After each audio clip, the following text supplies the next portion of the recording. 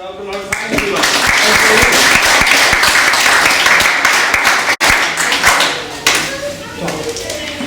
I'm here to talk about King Arthur's Camlan. I'm very welcome to deal with questions later on dealing with King Arthur in general. I've got lots of ideas on that, well, more than ideas. Some things I know.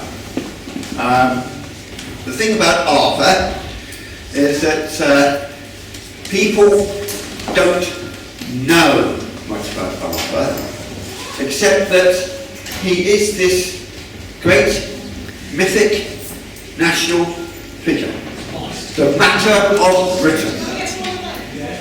And he's known all over the world, thousands of books, whole library of books and more devoted to books of King Arthur.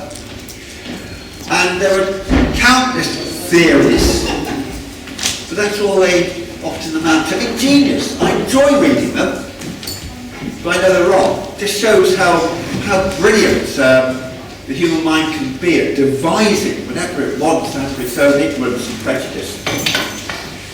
But I'm here to...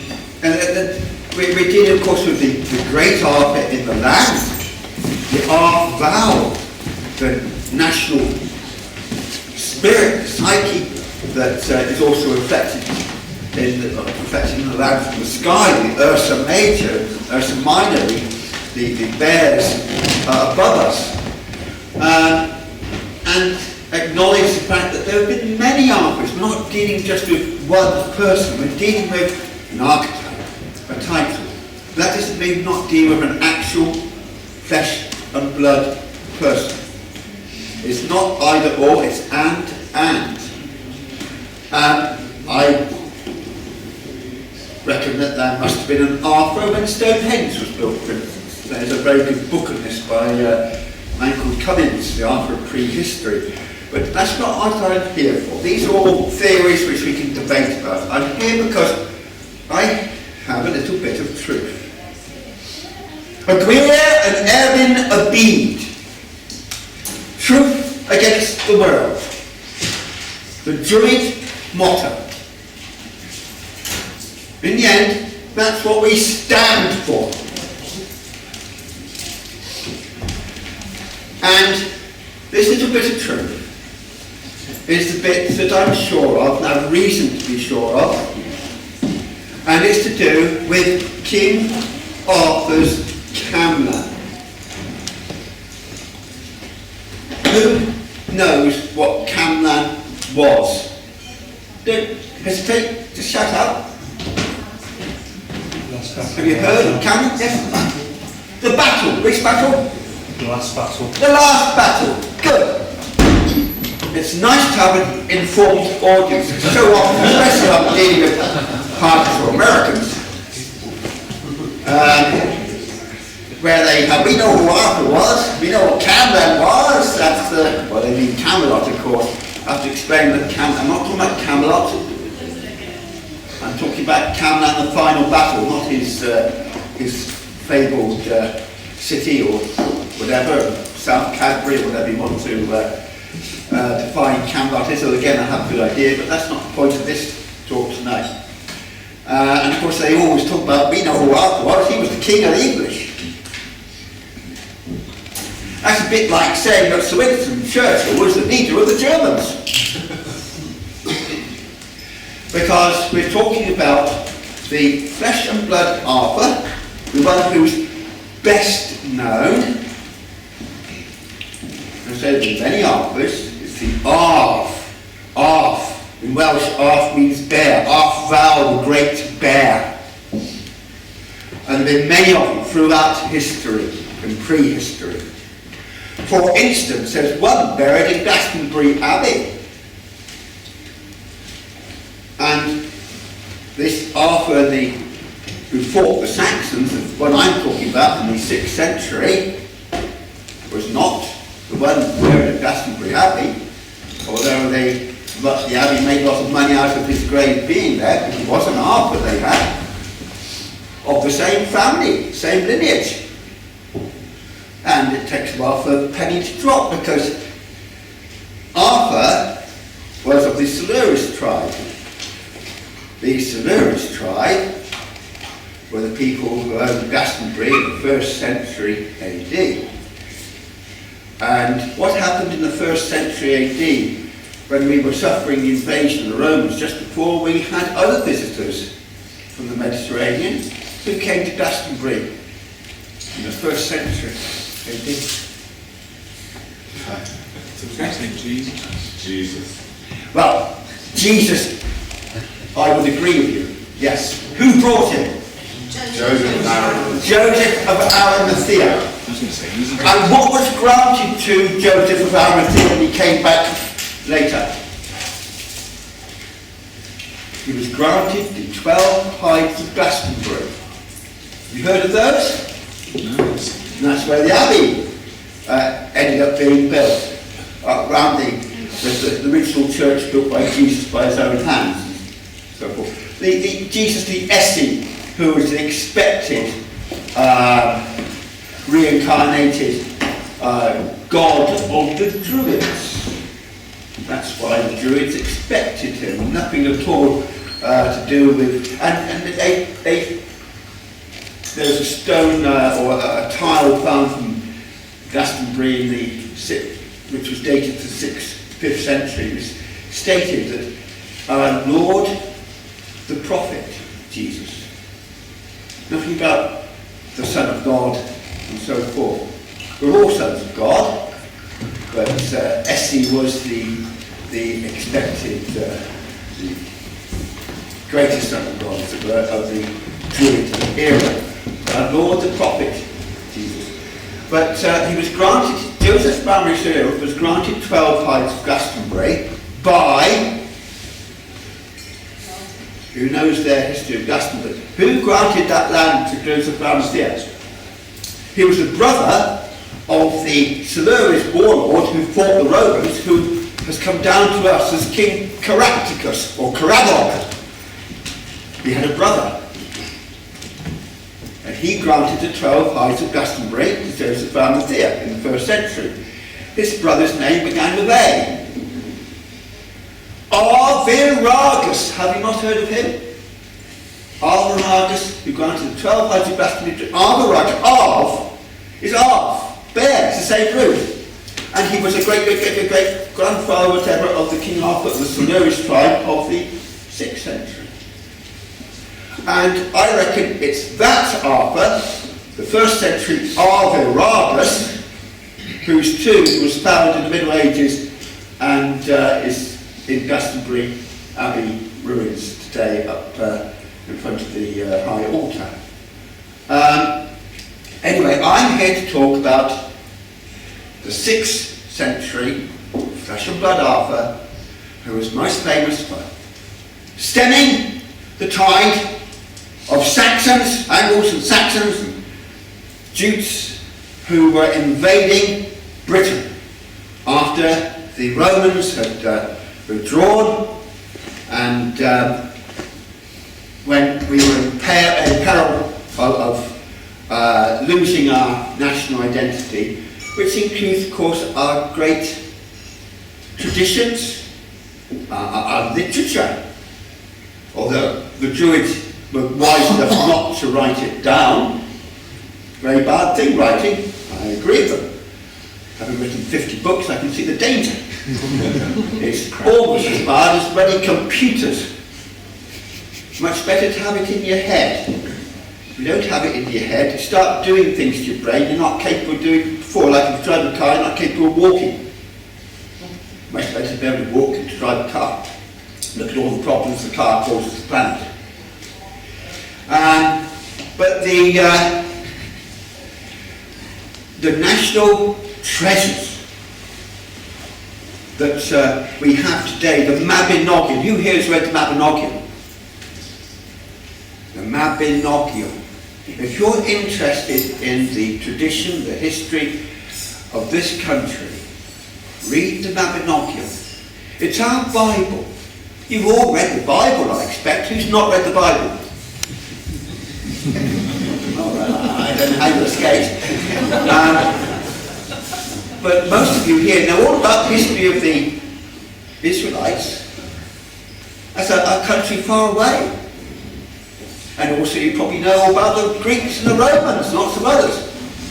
But not many of you knew about this country's traditions.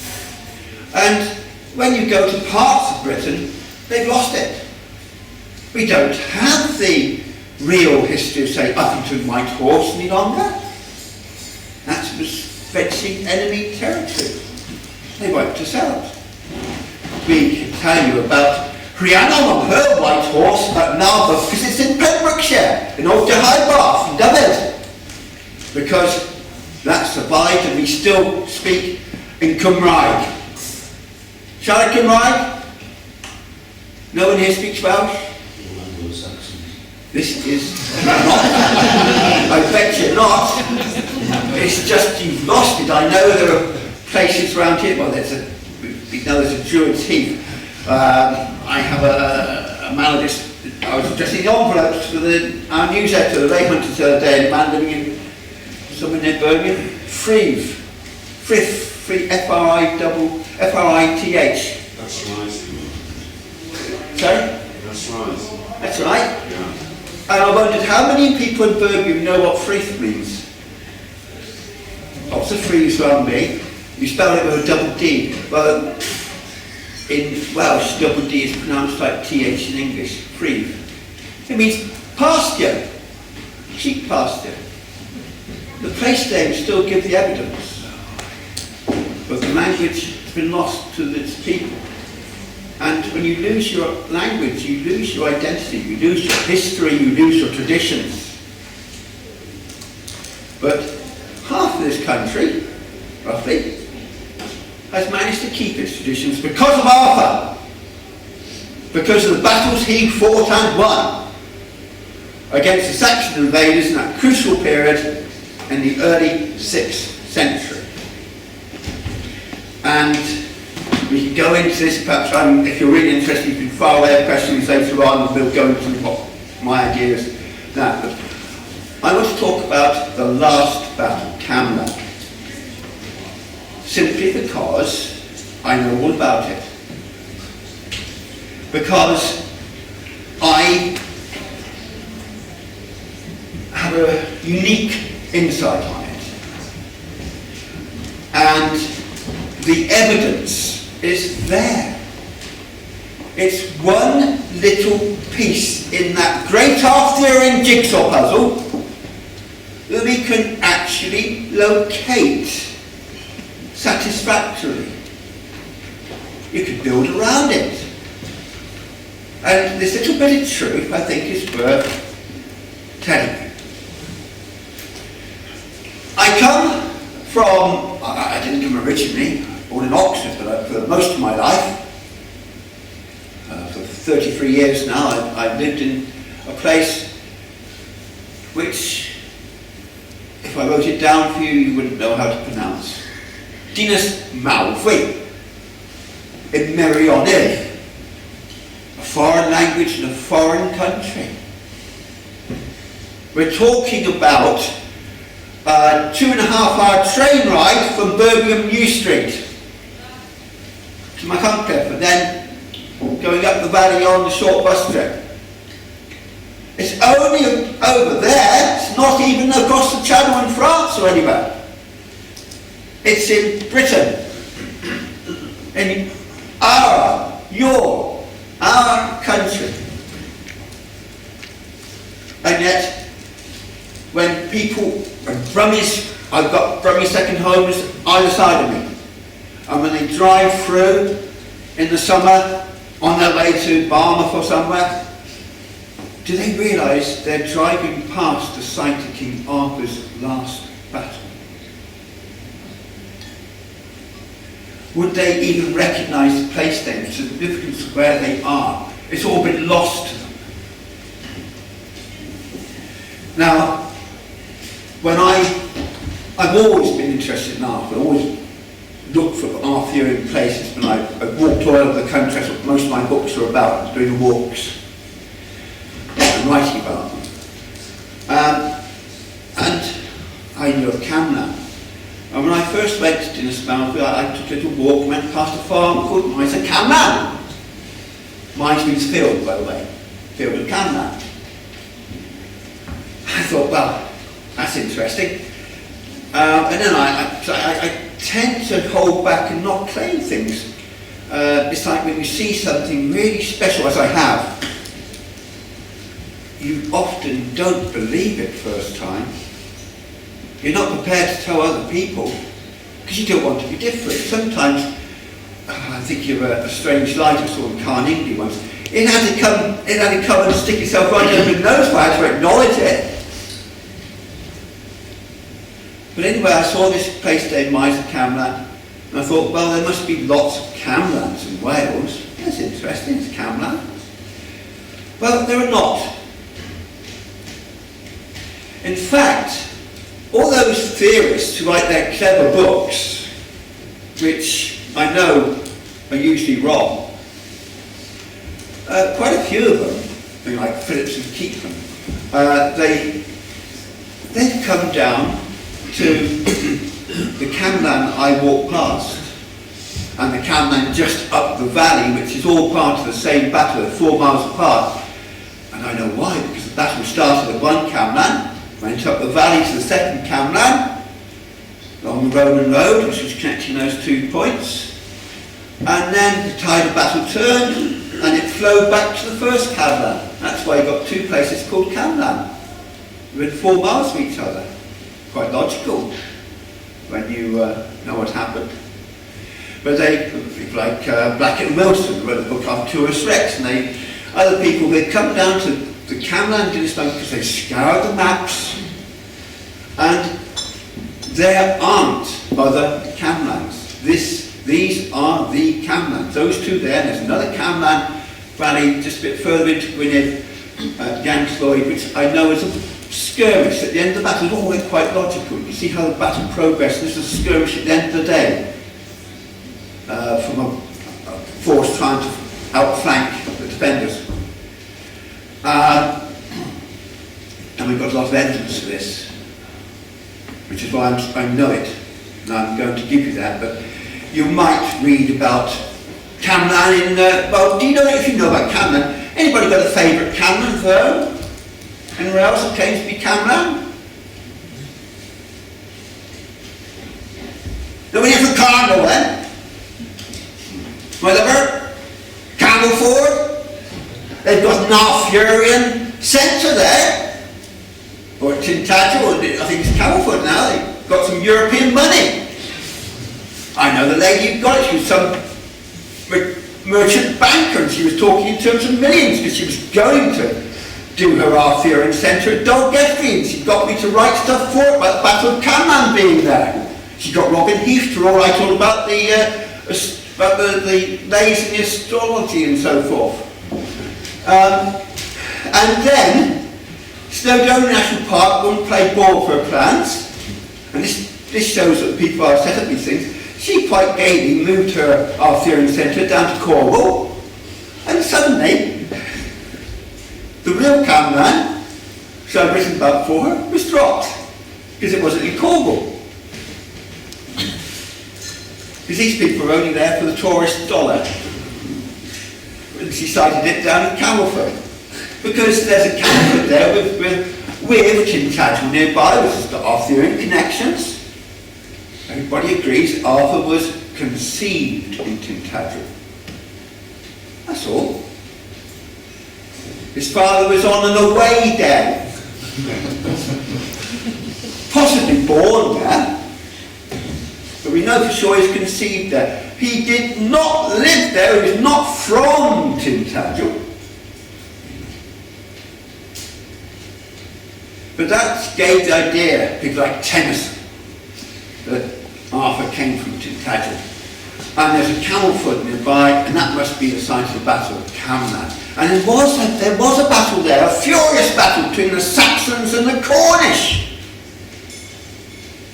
300 years after the Battle of Camlann. A little inconvenient detail, but I've never been to this centre down in Camelford, so I don't know what they've written about Camlann down there. There's a Camlan, another theory at Camlan is at Camlann up in Cumbria.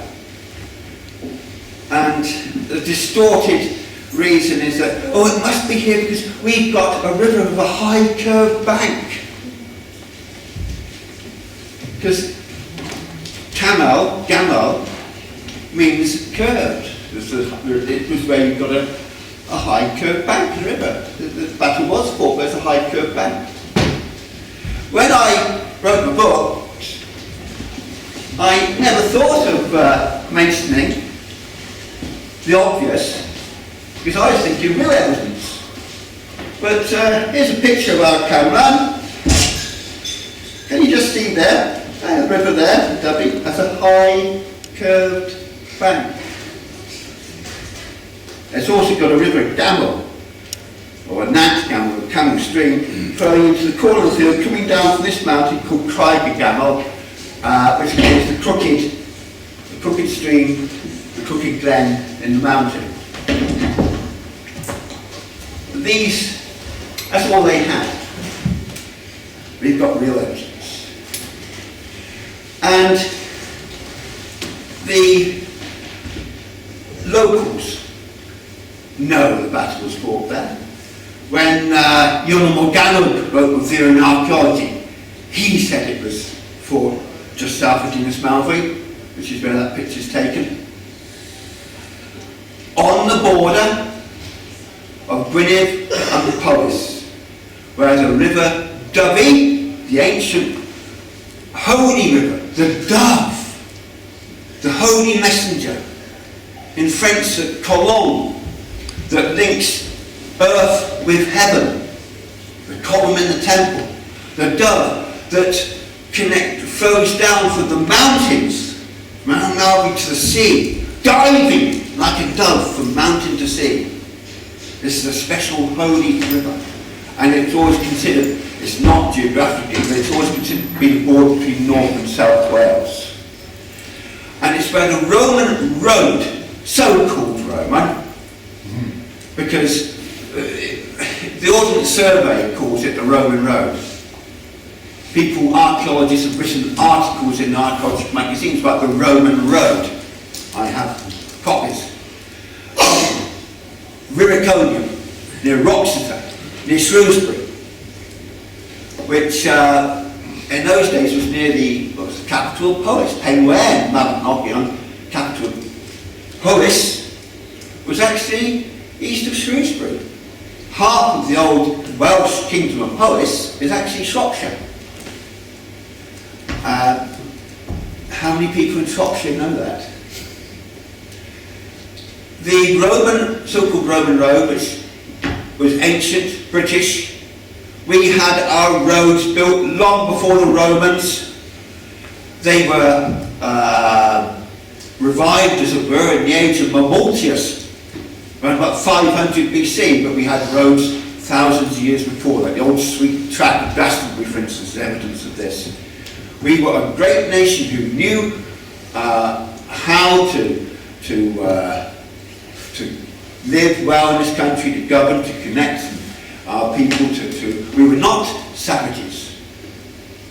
We were not propagandists either. We did not carve our achievements in stone so that people could come behind us and say, oh, what a great people we were. It's the propagandists who seem to gain the prizes of history. Propagandists like the Romans. We were the great nation.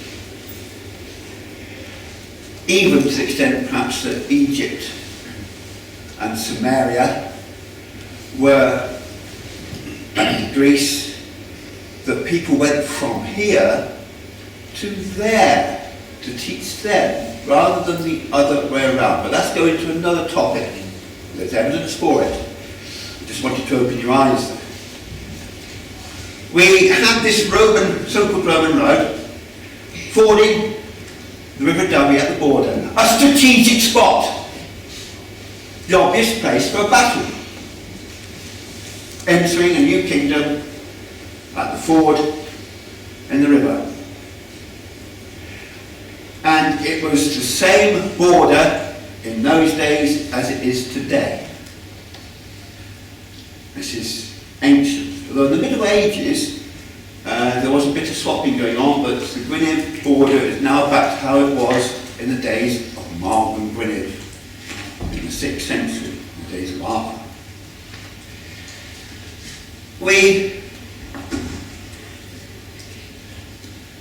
I just mentioned Mark and Gwynedd. I meant to talk a bit more about Arthur. We have somebody who did write down history in the 6th century. Anybody who know his name? Begins with G. He actually wrote, he was a monk and he wrote things down. He didn't write, nothing he wrote about Arthur survived. The legend is that he threw it in a temporary, threw all the stuff he'd written, all the history he'd written about Arthur, into the sea, so that Arthur's name would not be remembered. Because he'd gone and Arthur had just gone and killed his brother Hal in Corwin, inside Riffin, chopping his head off on a stone which is outside in that West Bank in the centre of Riffin today. Hoylestone. And Arthur chopped old Hoyle's head off because he'd gone in drag, dressed up as a woman, to some party or other, and he ended up, I think he was after the local girls. This is one thing you know about Arthur, he was not a saint. He was a warrior, he liked his cider, he liked his women. He was not a saint. Not very refined, he was a ruthless ruffian. But anyway, somebody had was with a limp or something because of, I don't know what the story was, forget now, but anyway, he was laughed at by this Hole, and because he was laughed at, he took offence and ended up chopping Hull's head off. Not a good idea for your history, because Hull was the brother of this scribe. His name began with G. You still don't get it? Gildas! Who's heard of Gildas? Gildas was the historian, the pupil of Saint Ifted, the Holy Roman who founded the college at Santrit Major, which was, again, not really founded by Saint Ifted, who was a typical Roman priest, headmaster. He buggered his little boys in charge. He came here to rule from fear, to indoctrinate the sons of the nobility, to make them do what Rome said. That's why he was sent here. He was a disciple of Germanus of Auxerre, sent to extinguish the Pelagian heresy. Poor old Pelagius. Do you know, he went to Rome in the 5th century and he was shocked. He thought he'd have a word with the Pope. He thought they'd all be good people, looking after the poor. And he was surprised at this ostentatious display of luxury. And he didn't know what that was to do with Essie, Jesus. Old Pelagius, he even believed in reincarnation. Well, you see, he was what we call a Celtic Christian. I don't like the term Celtic, by the way.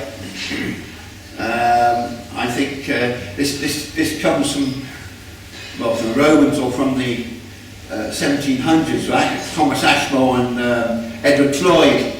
They're coining the word. I don't think the Britons called themselves Celts, and if some of them were Celts, they would have been the ones over in the southeast of England, not in what we call the Celtic fringe today, far from it. But just like I say Roman roads, we're stuck with these terms. I end up when I talk to Americans, I talk about King Arthur, King of the English all the time.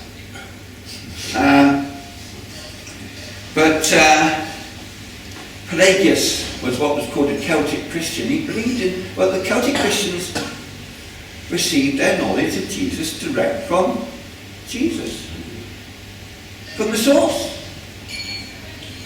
Their Lord the Prophet, who built his first church at Glastonbury, where the 12 hides were granted by Arviragus to Joseph of Arimathea.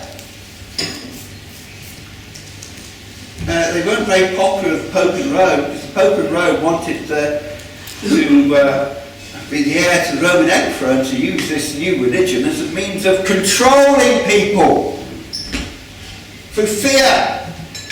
Do as I say, or you'll go to the eternal hellfire. Never mind the truth. He also believed in things like what we could call karma today, cause and effect. But anyway, Pelagius had to be dealt with. Because he was far too good a person. He also came from probably Lord Narn from Ulster, it seems, so there's good lineage there for going to Rome. I think King Paisley did go to Rome once to try and convert the Pope. I don't think the Swiss guards let him into the battle. He had his college at Bangor College, Bangmundine Wrexham.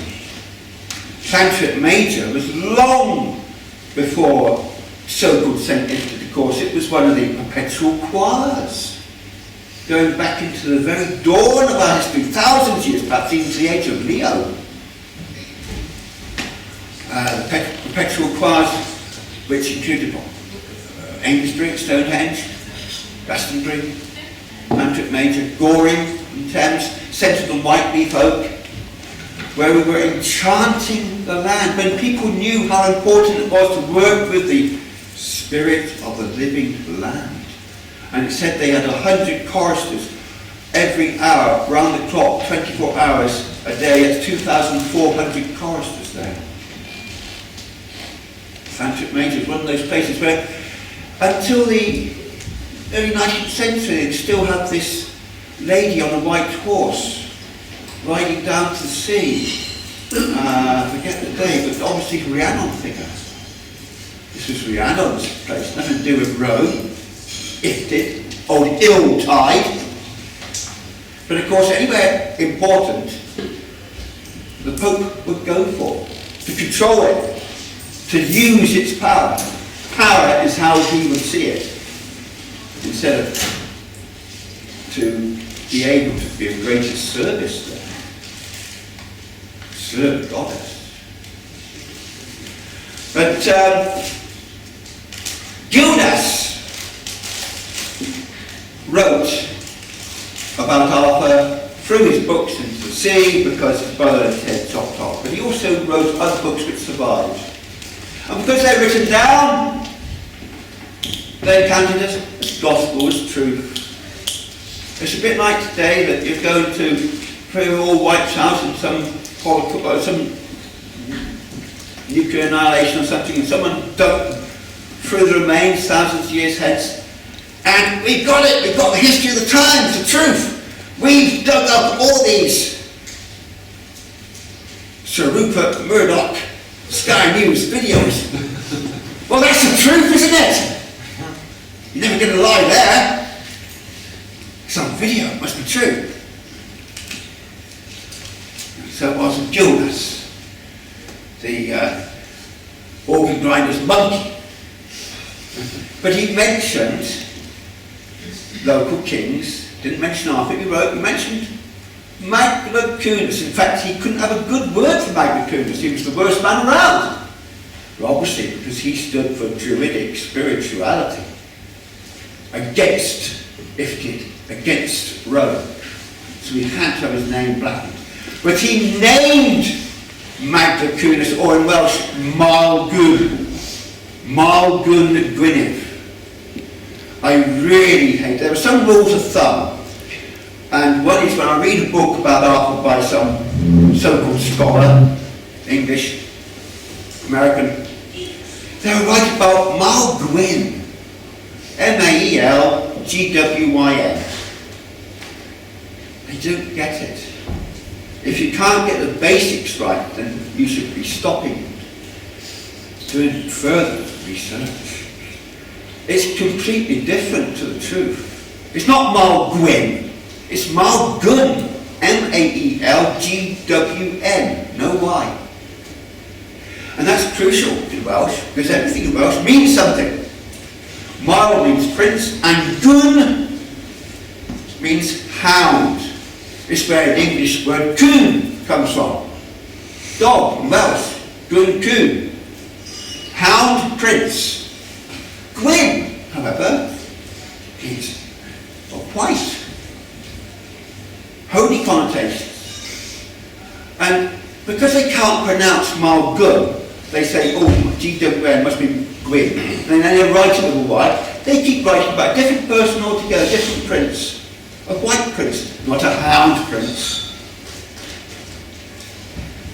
You see how the so-called scholars are because they've been taught, and I do have a degree in history from Oxford University, and hardly a mention, only one mention of Wales, somebody called Owen Glendower. They couldn't keep him to spell his name properly. Owain Glendower.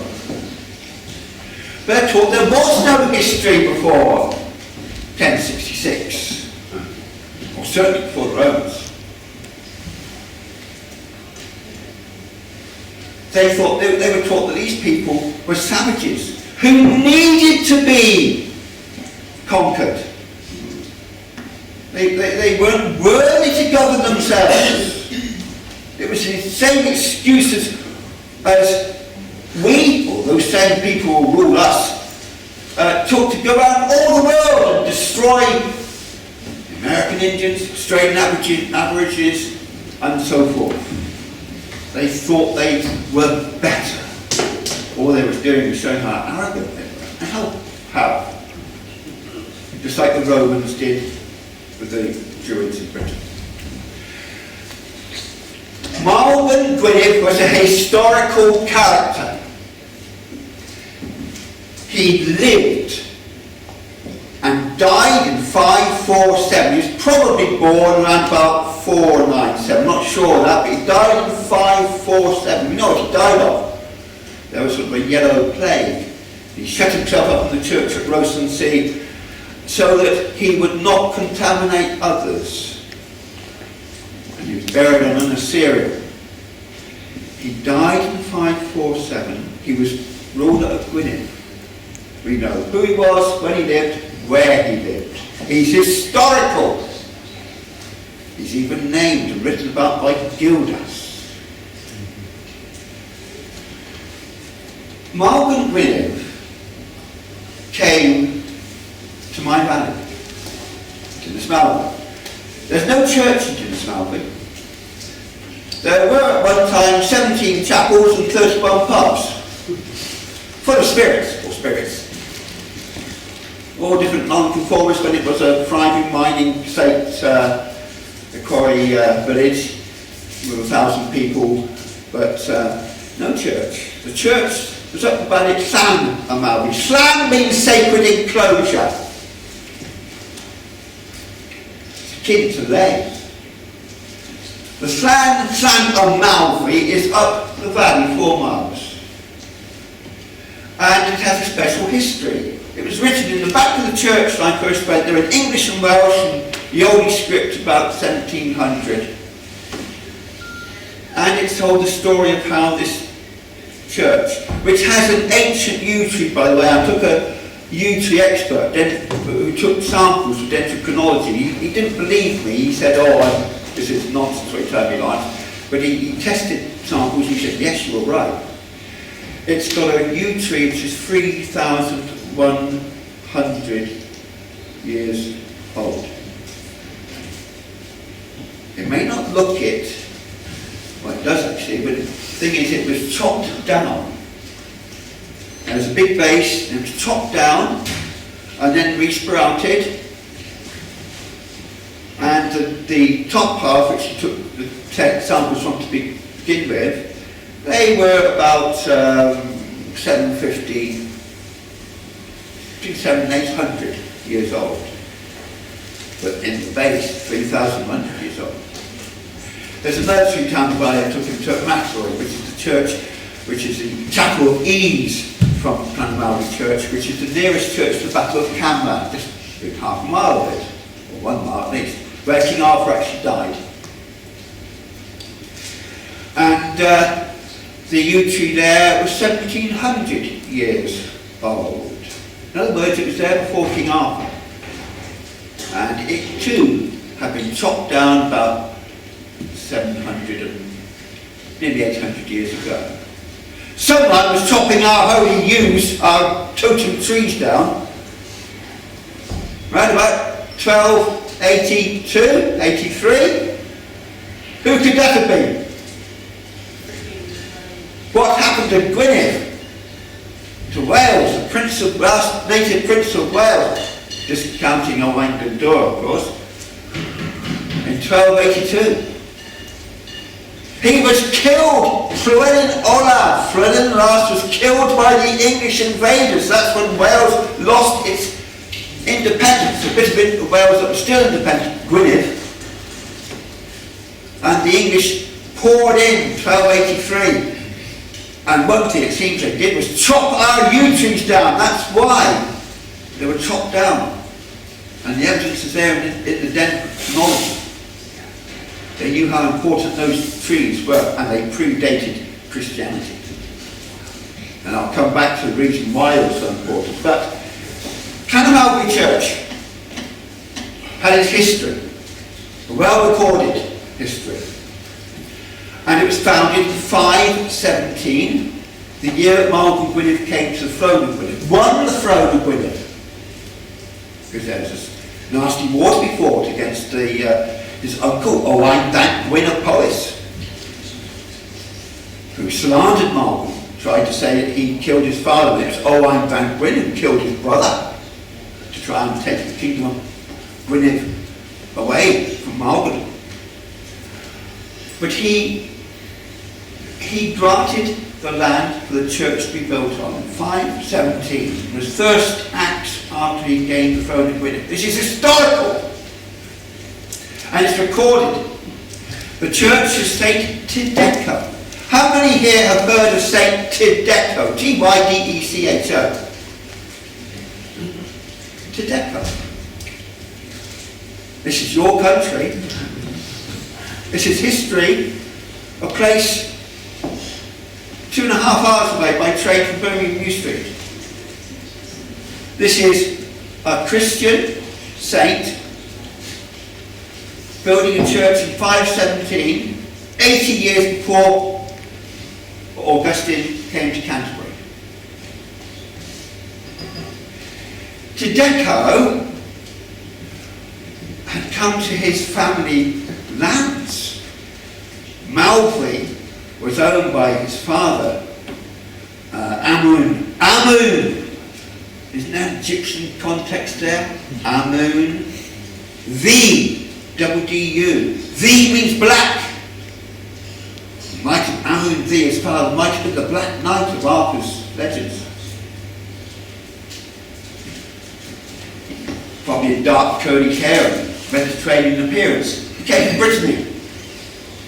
Because they had lands in Brittany, a lot of it moving about. The characters I'm talking about, they often had a bit of land in Brittany, a bit in Cornwall, a bit in Wales, even up in Orkney.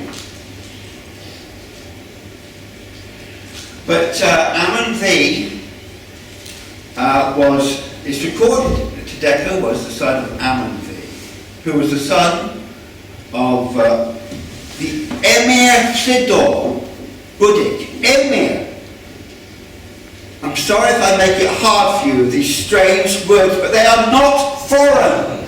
They are British. This is your history. Emir means ruler, the one who wears the ermine, the emir. Sidor is the Welsh for Brittany. He was the ruler of Brittany. This is the grandfather of Tydecho. And his name, his title was Emir Sidor. His personal name was Budik. Okay? You may do further research and you'll come across these names, but they'll start to make sense. But we know who these people were, they are recorded. The brother of Tydecho was called Samson. He even became the Bishop of Dol, and I think it was in 562, as Bishop of Dol, he put his name to a papal charter. We're talking history, fact. We know old Samson for other things as well. He was a favourite pupil of Saint Ifted, Sanctity Major. He was known as Old Dry Lip. He must have had a magnificent sense of humour. He had a sister called Tegfed, and perhaps later on you might gain a copy of my book. You can read about Tegfed. But let's stick to this history now. Now, basic fact, Llanamawi Church was founded in 517 by Malcolm, given by Malcolm Gwynedd, historical figure, to a historical saint, well researched, Sabine bearing gold. Have you heard the hymn on the Christian soldiers? I think Sabine bearing gold wrote that. One of those hymns, I think it was on the Christian soldier, and John Fisher. And they wrote all these volumes on the ancient British saints. Did a good job. And interestingly, they came to the conclusion that Gildas was a liar. Don't believe a word that old Gildas said, even though it happened to be written down. And the parents of Tadeko were recorded by Sabine bearing gold in Lives of the Saints at the back of the church. The father was Ammon the son of Budik, Emir Sidon. The mother was Anna of Gwent, sister of King Arthur. Now suddenly we know where Arthur came from. He came from Gwent, which in those days was rather bigger than Monmouthshire is today. It encompassed what we could call Glamorgan, the old Welsh Gwent, and Gloucestershire, even bits of Herefordshire, and certainly North Somerset, including Glastonbury. Glastonbury was divided between Arthur and Cadw. It's a story about this at Dunstan. They divided Somerset between them. Cadw had the southern half of Dumnonia for what's now Cornwall and Devon. And Arthur had the northern part, including Glastonbury. And his southern border was where Cadbury Castle is, overlooking the lands of, what were the Durotrigas, Dorset, but would to become the lands of Cerdic. Cerdic the traitor, the opponent of Arthur. The so-called Saxon, or Jute, because he brought an army of Jutes from the mouth of the Loire, from north, and he landed in, took the Isle of Wight. He landed at Leeds in Hampshire, opposite the Isle of Wight. And he conquered what is today called Wessex, the land of the Wisdom, nothing to do with West Saxons. But Cerdic is a distinctly non-Saxon or non-Jutish name. Cerdic is derived from Caradog, Caractacus. He was of ancient British stock. He was only reclaiming his patrimony because of the civil wars that gone on in the days of Vortigern. He fled to Brittany. He found, as was the custom from centuries, Romans would hire these federati, these Saxons or Jutes, whatever, they'd use them to do the fighting. They thought they could rule over them. And he found his band of Jutes and took them back with him. And so they did invade Hampshire, Isle of Wight. But they were still ruled by Cerdic. And the Queen, Elfrid the Great, the Queen today, descended from Cerdic. And Cerdic was no Saxon, no Jew. Cerdic was British, ancient British. And it's there in the name. Anybody called Cedric today is Cerdic, who's a Caradog, Caractacus, as was the brother of Arviragus. But Anna of Gwent was named as the mother of Tadeko, and of Samson, and of Tegfed, the wife of Ammon the historical fact. Nobody argues with this. She was the elder sister of Arthur. He had two elder sisters, Anna and Gwyr, and a lot of scribes, being generally English or American and careless when it comes to ancient British and Welsh, not knowing the Welsh, they confuse her. And they'll talk about Anna being the mother of Medrawt and so forth. Nonsense. It was Gwyr who was the mother of Medrawt. There were two sisters older than Arthur, and Anna was the other one, and she was the mother of Tedeka. And it's all there described in back of the church and in local history and the lives of the saints. So at last we've got something firm to build on. Anna came from Gwent. It's reasonable to presume that Arthur came from Gwent. She had a son who was building a church. He was rather a young man then. He could have been, say, 20. But this is in 517, so we've got a date.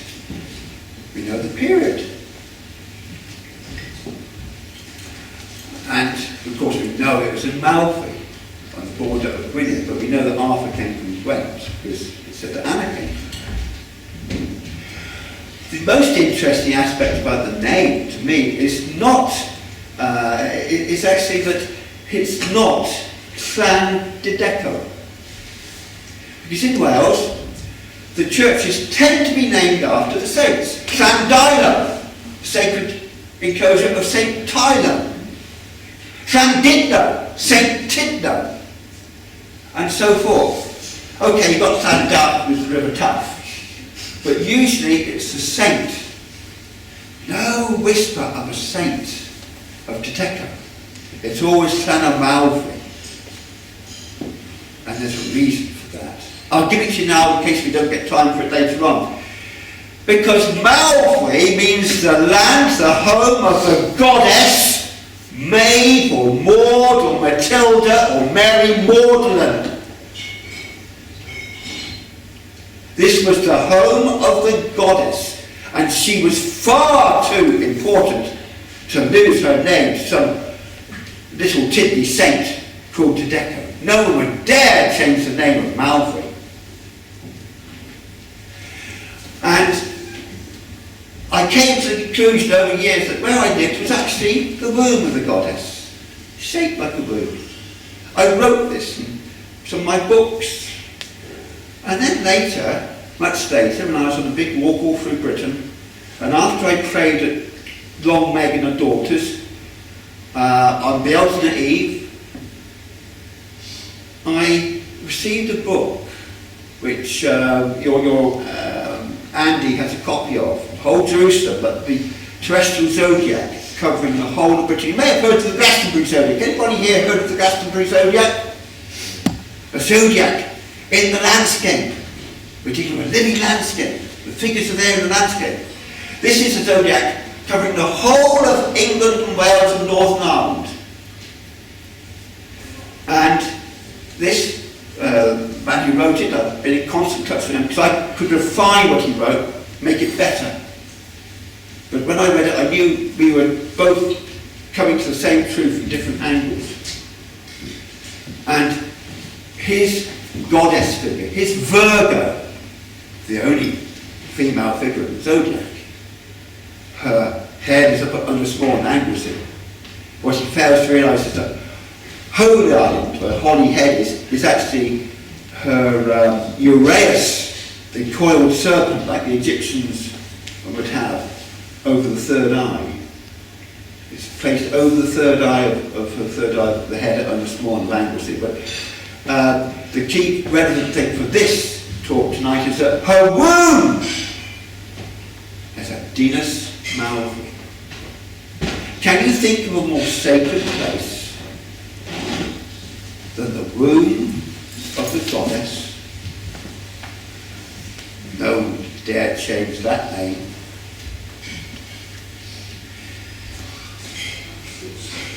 We'll come back to this womb in a minute, or a few minutes, I hope, when we've just established a few other things. Now, there's lots of place name evidence on the maps. The trouble is, it's in Welsh. So people are usually blind to it. The locals know. They taught me. Bryn Clydion overlooks the battlefield. Bryn means hillside, Clydion means wounded. It's the hillside of the wounded. The battlefield, mine's a cow down below it, Dol tribe on the meadow of Clydion. Clydion is where we get the English word cleave. We have, and there are many of these, so I'll just pick out 2 or 3. We have Borth Kai Toman above the battlefield. Borth means pass, Kai means field, Toman means burial mound. It's 1,100 feet up on a ridge, this burial mound. Who on earth would carry bodies, dead bodies, up 1,100 feet? But the story is that at the Battle of Camlan, some of the invaders, I haven't even told you who was fighting whom there yet, have I? Come to that in a minute. But some of the invaders were trying to outflank the Gwynedd forces by going up onto that ridge, 1,100 feet, because they were down in the valley room, they were trying to get outflank them, they were going over that ridge. They were cut down. They were buried where they fell. That makes much more sense, does it not? But the name's on the map, Borth Kai Toman, past the field of the burial mound. 5 miles east of the battlefield, up the valley, going towards Welsh Corwhead, I think it's the A483 road today, brings the same like the Roman road, bringing people from, I'm calling it Rome, of course we know it's not, but this prevails, this shorthand. But the road from Roxeter, from Viracony, from England, to the border crossing, to Gwynedd. 5 miles up that valley, where the modern A4, A3 I think it is, brings tourists today from Birmingham to Snowdonia. There's a stream called Nant Saeson. Nant Saeson. Nant means stream, Saeson means Saxon. And the locals know again why it's called that. Because that's where Arthur's Saxon allies camped the night before the battle. It's 5 miles from the battlefield. It makes sense. It's on their road from perhaps Birmingham. Their campfires have been lit there. It's been just out of sight of the Gwynedd forces. And the place name is there. You have strategic evidence of the battle being fought in. You have place name evidence. There's more, but we'll stick to that because I now want to get on to the participants. I'd better say straight away who the battle was being fought by. It was Arthur. It was a civil war at the end of Arthur's life, where Ifgid, the holy saint of Rome, had turned the stupid Arthur, the womanizer, the drunkard, getting old, 55 by now, 537 AD, born in 482, had turned him to fight a war against Malvern Gwynedd. Yes, there's this story about Medrawd. He was involved, but that was just an excuse. The real target for Rome, for Ifgid, was to wipe out Malvern Gwynedd, because Malvern Gwynedd stood as a bastion of druidical goddess spirituality. And just as the Druids had to be wiped out once more in 61 AD, so he had to be wiped out. And he used Arthur as his puppet. And Arthur used Saxon mercenaries from England. The very king who defeated the Saxons at Mount Baden in 516 was employing them against his own Britons. There were 40,000 involved in the battle. They came from Ireland, Brittany, and then Fergan came from Brittany with a war band of 2,100. And so did the Dalriadian war band number 2,001. It's recorded in the Welsh triads. People contend that a war band was never more than 300. Well, it's recorded there. There must be a reason, but it's there that he had 2,100 men. And the same as the Dalriadan contingent from Northern Ireland and Western Scotland, who were the allies of Malcolm. The Southern Irish were the allies of Arthur. People came from all over, 40,000 altogether on the two sides to fight this battle at the strategic spot. We know who survived the battle. In the Mabinogion, that book which hardly any of you have read, which is our literature, our tradition, our history, our Bible, which you weren't taught at school. Then there they have the story of Canute and Olwen. And it names 3 of the survivors of the Battle of Camlan there. Quite straightforward, says who they were. Sand the angel face, no one would put a spear in him because he was too angelic, too beautiful, too handsome. Sand the angel face was a local lord from Merlin from the Malbac estuary, from the foothills of Cadwallader. Will the Saint. He was the last one to leave Arthur and rode off on Arthur's horse called Hengroin. Do you even know the name of Arthur's horse? Hengroin means old skin. It's all in the Welsh triads and their footnotes. Read it. Rachel Bromwich. People have done this research. This is fact. And most telling of all, Morvran, son of Tegid, who was so ugly and so hairy that no man would dare put a spear in him.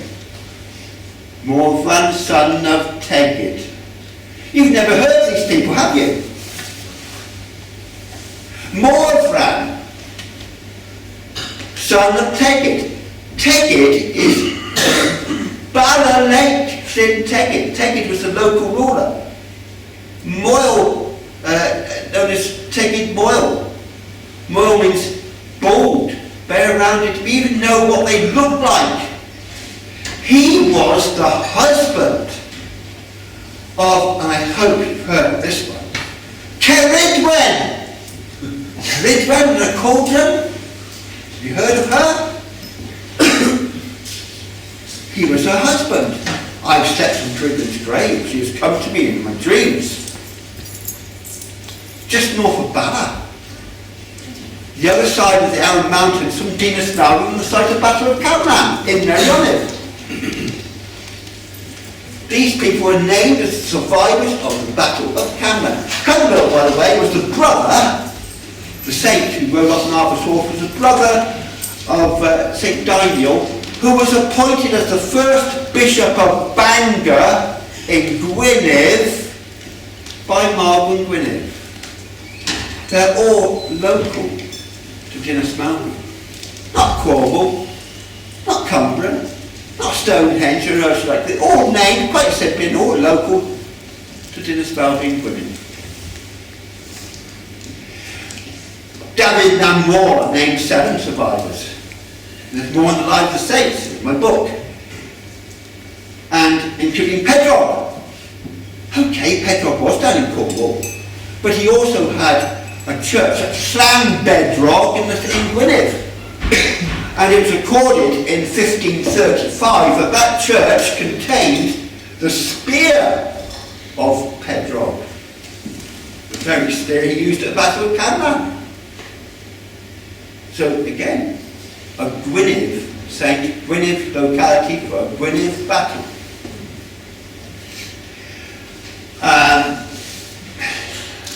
The names are listed there where they come from, but they're all local to the site. Derfel Gadarn. I have a personal interest in Derfel, but forget about that, let's stick to the objective fact. Derfel Gadarn was recorded as fighting the Battle of Camlan. He did most of the fighting, you see. Derfel Gadarn, we know, was born in Brittany. His father was Howell, who was one of Arthur's right-hand men. And he had his play, he lived down for a while in Pembrokeshire, San Howell. he ended up in Gwynedd. He's got a church in Gwynedd when he later became a saint at Llanfyrddwl, near Bala, not far from Old Corinthian, not far from the battlefield. He ended up actually as the third abbot of Ynys Enlli, Bardsey Island, which was called in those days Ynys Afrag, Apple Island, recorded as such by Irish monks in the 6th century. That's Avalon, Ynys Afrag, the Isle of Apples, where Arthur's dead body was carried after the Battle of Camlan from the Malbec Estuary from a place actually called Arthur. Doesn't rest there. But we go back to the identity of the participants of the battle, who are all recorded and all came from Merlin with this quandary about Derfel. What do we see up there? But anyway, he ended up in Merlin as Martin Gwynne's right-hand man. His church was there at Llanfyrddwl. If you want to know more about Derfel, read the book. It's an interesting story which I can vouch for after, well, for one thing, over 1,000 nights dreaming, often under the stars, at the summit of Carnegie, the Holy Hill in Pembrokeshire. These things have been hard gained. But the battle was fought at a strategic spot where the place name evidence is clear and where the named survivors were local. And it was fought, if you look in the supernatural landscape, and we have to put our minds back 1,500 years to when people recognised supernatural other dimensions. When they were not using electricity, when they knew there were fairies and so forth, they knew there was a goddess in the landscape. And it was fought at the mouth of the womb of this landscape goddess. Indeed, Arthur died in the church of his nephew, Gildas, the son of his sister, at Merlin, this chapel of Leys. On the 24th of June, 537, in the early hours of the morning. What more appropriate place for a battle between the patriarchy of Rome, using the old Arthur as their puppet, to fight against goddess spirituality, than at the very entrance to the womb of the landscape goddess. Her church at Madrid, by the way, didn't just have an old yew tree, 1,700 years old. This is when Chapel Leys, not a mile further up. But also strange bones, which are now hanging over the porch. And a friend of mine has seen similar bones elsewhere, and he knows that they denote really prehistoric goddess worship, going back to the very beginning, possibly to the age of the earth. But this was a prime goddess site, and that's where the battle was fought. And word for the goddess, Arthur lost, Gwynedd won.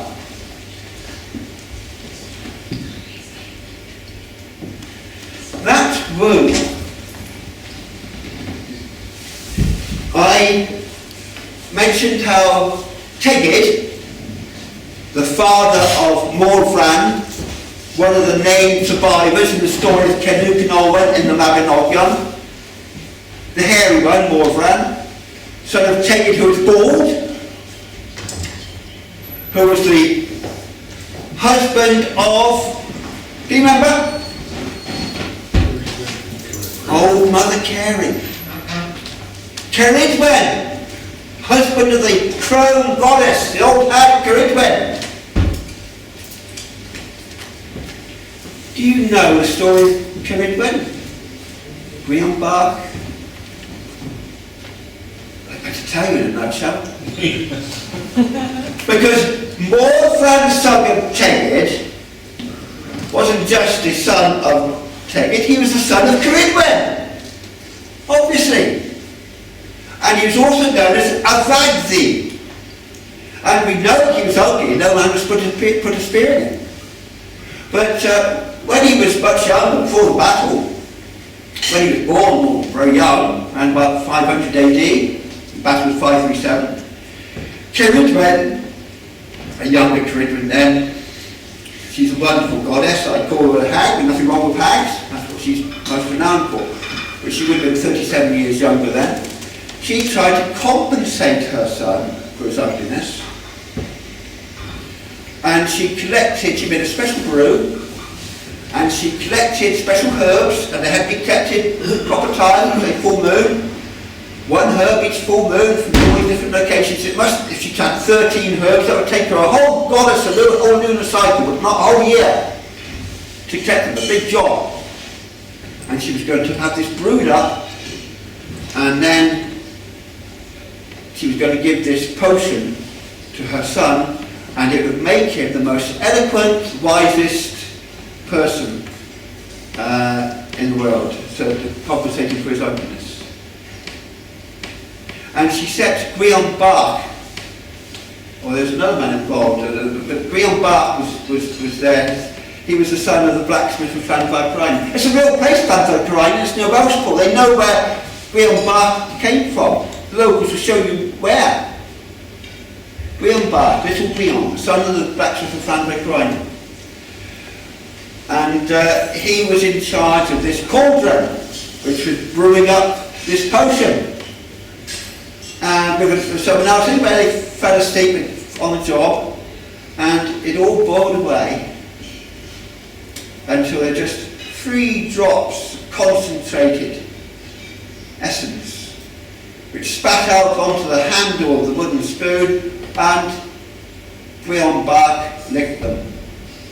He took what was due to Avagdi, or Morfran, son of Tegid, son of Camlann. Now, of course, being a goddess incarnate, because goddesses do incarnate now and again, and Camlann was a goddess, she's old Mother Ceres, she's Ceres to the Greeks, Demeter. All the Eleusinian mysteries were to do with her. Camlann knew what had happened, but now that he'd tasted these precious drops, Guillaume Bach knew that she knew, that he knew that she knew, and she was on, and there was a mighty chase and much shape-shifting. It's all in the Mabinogion, and he ended up, he turned himself into a grain of wheat. She turned herself into a black hen and ate him. Ate him through her mouth. Come across this before in Egyptian stories. The seed going into the mouth. Graham Griffiths has got a missing chapter in his book. He daren't put it in. It was so powerful. We're still working on it in a way. But it's to do with oral sex. And it's to do with Cumbria. I was up the other day. There's a place called Cockermouth. Anyway, she ate him and then became pregnant. Didn't lay an egg, she gave birth.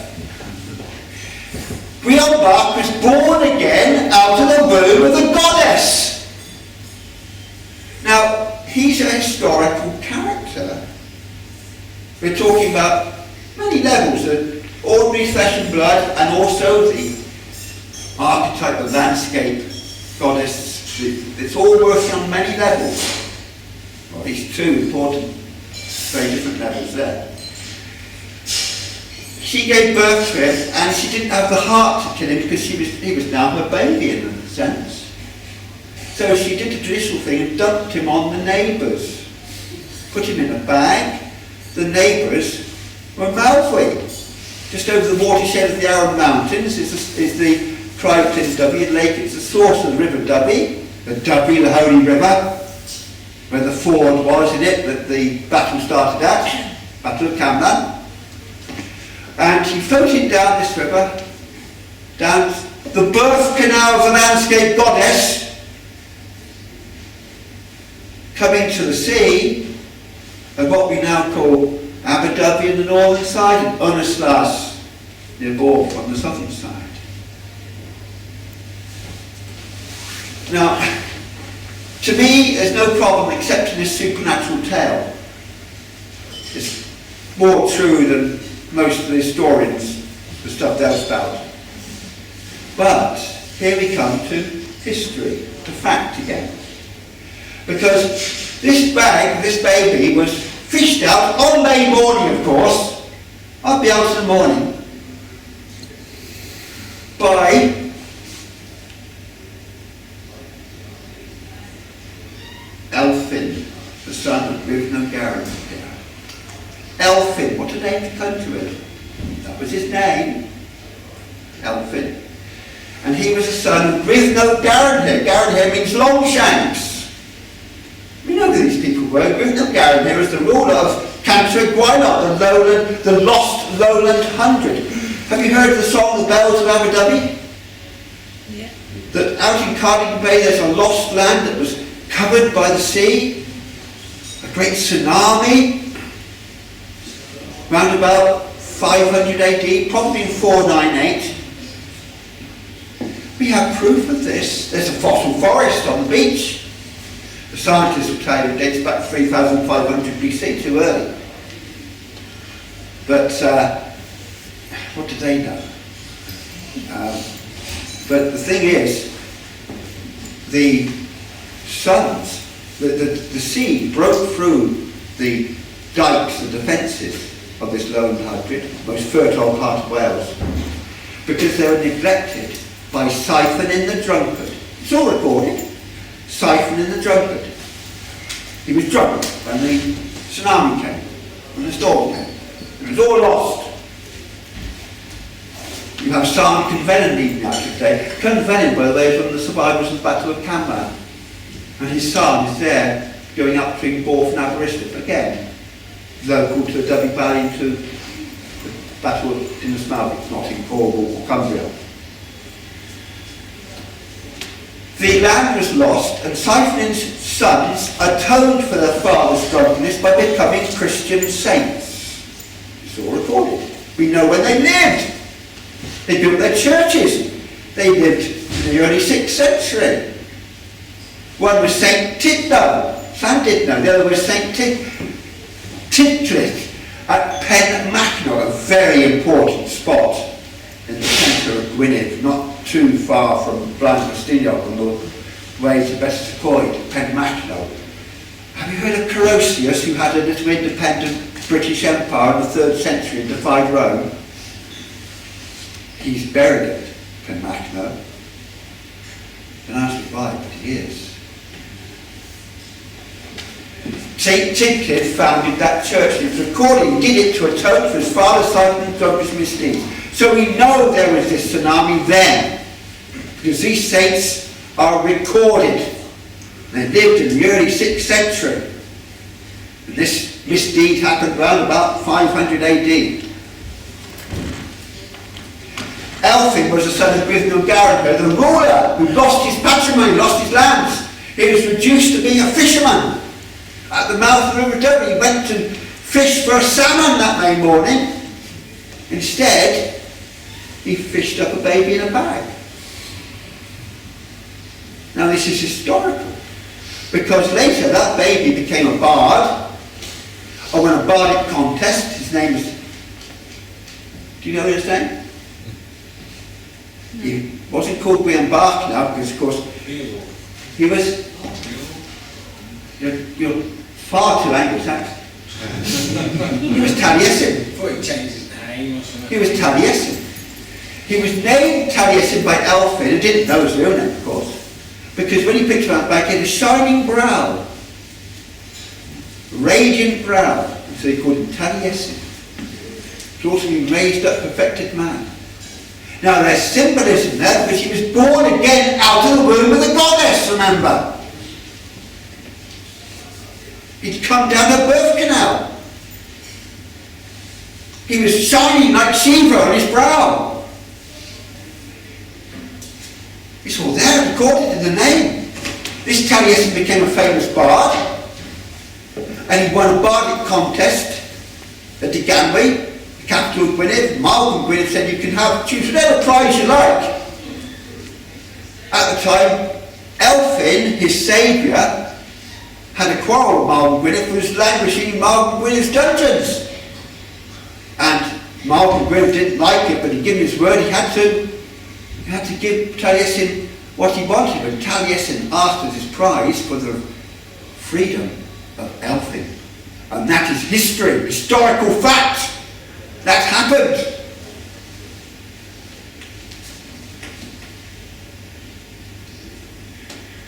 And it shows how the landscape, the living landscape, was prime in the sighting of this battle between patriarchy and goddess.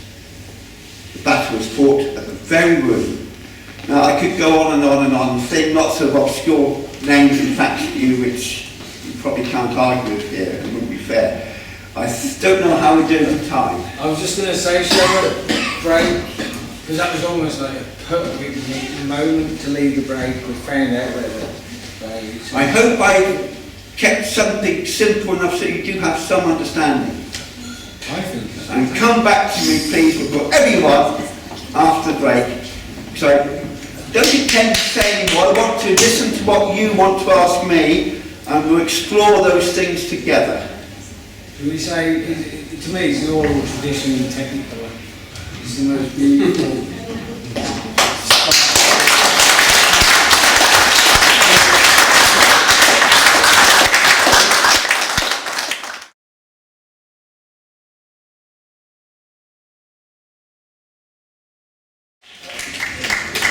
Thank you for your standing. It's about 10:15 now. We better be concise, and I'll quickly get this plug in case anybody is unaware that the book is here, and there's a lot in the book that I haven't said before, and it's normally £4.95. What I'm doing, can buy £4.95. I also have the network of lay hunters, which I edit, and the quarterly newsletter, 36-page newsletter, with Leys and patterns within the landscape. The subscription is £10 a year. And anybody who subscribes to the network of lay hunters today, here and now, you get the first of the 4 newsletters. They can get the Bundesliga, the previous newsletter, Bucksy, absolutely free, it's a bonus. And they can get a free copy of the book. In other words, you're saving £4.95 at least if you pay a tenner to join the network of lay hunters today. And what I need from you is not just a tenner, but your name and address, which is legibly, and I've got plenty of sheets of paper there. You can write them down legibly so I know who to post the next issue of the newsletter. Right, thank you. I'm going to answer your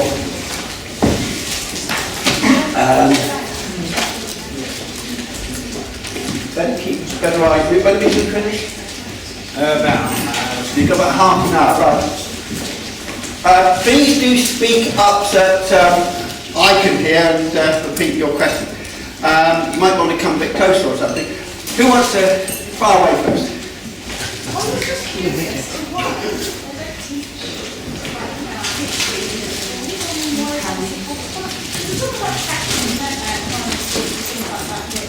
Well, I think there are 2 basic reasons. One is that it's perceived to be the native ancient Britons who were those ignorant, stupid people who deserve to be conquered, and it's the conquerors who decide on the syllabuses, and in particular the Roman and then the Anglican Church, which may not agree with what is revealed by truth. Although some parts of the church certainly do, the Joseph family theatre tradition, like we have, but also because the academics do like their bits of paper, and the Druids believed in memorising, and they discount that. They think the word of Gildas, even though it's the worst liar possible, but he wrote it down to them. Fortunately, he was only one. Now there are other things. If you read Chris Barber's book, Journey to Avalon, for instance, I have a couple of disputes with Chris, he's a friend of mine. He has Camlan on, he thinks it could have been uttered in fingerprints of nonsense, absolute nonsense. But he also has Arthur not dying, but living on in Britain, the estate Arthur. Absolute nonsense. I know who Arthur was, he was the brother of St. Paul. But otherwise, his book is fine, and he has good evidence there of Arthur, because there are some stones, tombstones things, which name Arthur in Gwent, because he granted land or whatever to certain somebody. It was granted by Arthur at the right time, the right place. We do have this evidence. Places like Ogmore Castle, and I think one is in the back of the Church of Clantrip Major, and there are pictures of them in his book Journey to Avalon by Chris Barber. But this isn't enough for the academics of Oxford. They like to have lots of pipe rolls and things in Latin and medieval French. And most of them don't believe Arthur existed. They don't want to know. You can lead a horse to water, but you can't make it drink. What about the evidence of Wilson and Blackett got that tablet outside the slide? Yes, well, Blackett and Wilson, I'm afraid of. I found it is quite good reading, because when I read Arduous Rex in 1986, it was, at last somebody's recognised our Camlan. How good of them. Some of what they wrote was wrong, some was right. It needs to be said. But that's the Holy Kingdom of Agent Gilbert. Agent Gilbert's made it better. But the thing is, they have an extremely bad reputation. I know enough people who've told me about it. I'm very lucky that I haven't become a target of them. I did a phone call, not once, but no more. They are nasty people. When I phoned them, I contacted them I wrote to them, I got a phone call, I wrote to them to congratulate them, say, well, thank you for recognising our Camlan. Up to the smile, please. They wrote back saying, you can't write about it because we've got copyright. But they're guided by money. Their aim was to try to learn black magicians. Just thinking what they can make for it. They're trying to turn themselves into great tourist industry. It is great, but you should do things because it's right. And because it's right, then the tourist industry will follow. But they were doing things the wrong way round and threatening. And they sent nasty packets in the post to other people and told all sorts of things I've heard about. But I said to them, well, I don't see how you can claim copyright, because I've got a book here in Welsh by a local bard who won my central prize of it, which states that Camlan was bought here at the Snarby. That book was published in 1993. Before they were born, and they didn't come back to me after that. They have money and waters, but don't throw the baby out with the bathwater. They've got some good stuff in there, but it's such a pity that it could have been better people to have been in charge of that. I watched the 6-part series last year that Richard Dale. Sorry? The 6-part series, the films that were done. Oh, I don't know, so I don't watch television. That was the first I heard of it. I tend to be spending my evenings on top of a holy mountain communing with a goddess. I don't have time for that. No Wi-Fi. I like things to be first-hand, first-rate. Right. You've got a wonderful chronology of history. I'd like to pick your brains. I'm aware that when the Roman Empire was retreating from this country, it made one last assault on the Welsh because they seemed to want to wipe out Druids, and really importantly above all other things. I'm told it happened around 600 AD. I'd like to be corrected if I'm wrong. But they definitely had an intent to wipe the Druids out. It meant more to them than it seemed anything else. They seem to have spent their history you're right that the Romans wiping out wanted shamanic practices and obliterating pathways. The Romans definitely identified the Druids as their arch enemies. They were equivalent to the Jews. The other end, while Masada, the Essenes and so on, Masada were losing to the Romans, the Druids and Uniswan were being wiped out. They went for those people because those people would not compromise. They stood for truth, for Greer and Eben and Bede. And that's why Rome wanted to have power. Forget that truth, that doesn't matter, we want power. Yes. So they had to go for the genuine articles and wipe them out. I don't know what you mean by 600, but there was certainly all sorts of goings on.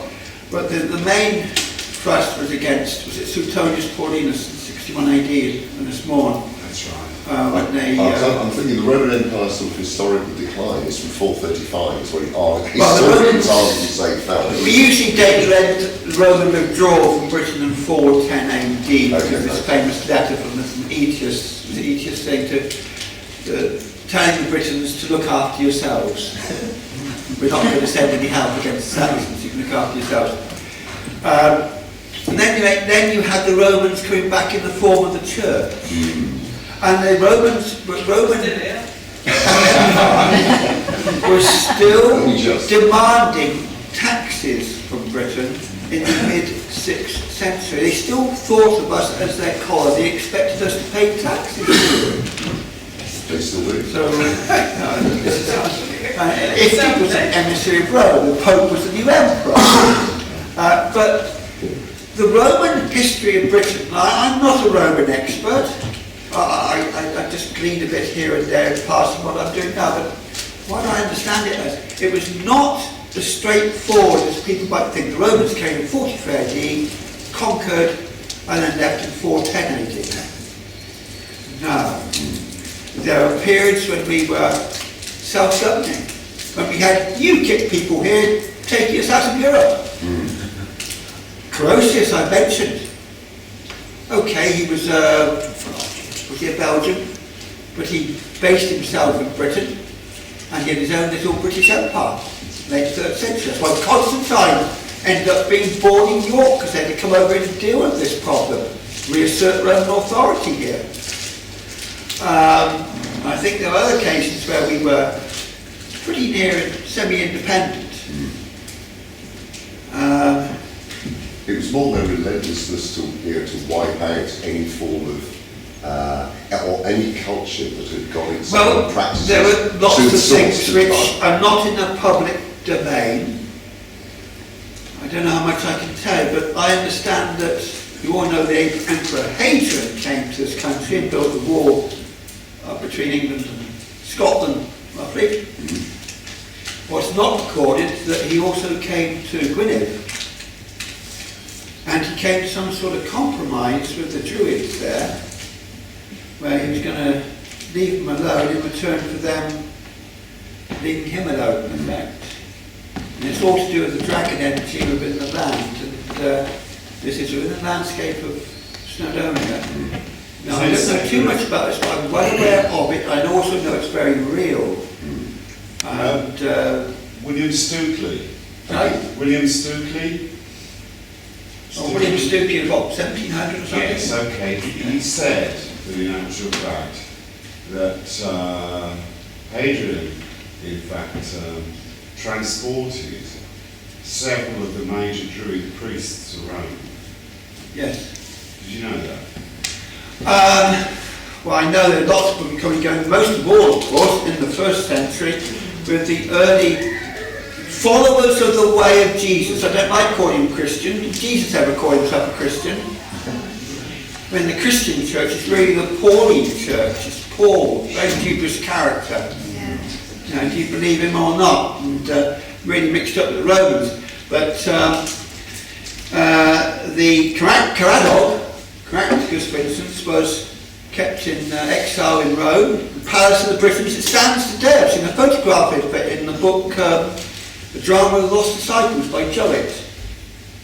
And this palace in Britain, the Palace of the Britons in Rome, where Caradoc and his family came and lived, where the mates lived, was where the early followers of the way of Jesus either met or had doings. And the early, the British royal family there were involved in the early followers of the way of Jesus, of trying to avoid Christian. Which makes sense, of course, because the British royal family has always been interlinked with the royal house of David. That's why Joseph of Arimathea brought Jesus to Glastonbury in the 1st century. He wasn't coming to a foreign country. In fact, he was a quarter British. His mother was the daughter, Mary, the so-called virgin, was the daughter of Anne. His grandmother was Anne, a British princess of the Silures tribe. He was coming back to his relations. And they had relations here because they were all interlinked because of the metal trade. We were the tin and copper isles in the west. We were very important for that, just like, say, Saudi Arabia or Kuwait is today for oil. And who controlled, who organised this trade in the days of the Roman Empire even, but the Phoenicians and the Jews. Joseph of Arimathea, he was the tin trader. And when you had trade, you also had intermarriage. And so the royal house of David was intermarried with the British royal families. And also, if you go up to Fortingall, Glenlyon, Perthshire, Scotland, you come to the Miniers clan. Their castle was near Fortingall, and the Miniers clan controlled the metal mines in Scotland, centred on Perthshire. And the Pontius Pilate was born at Fortingall.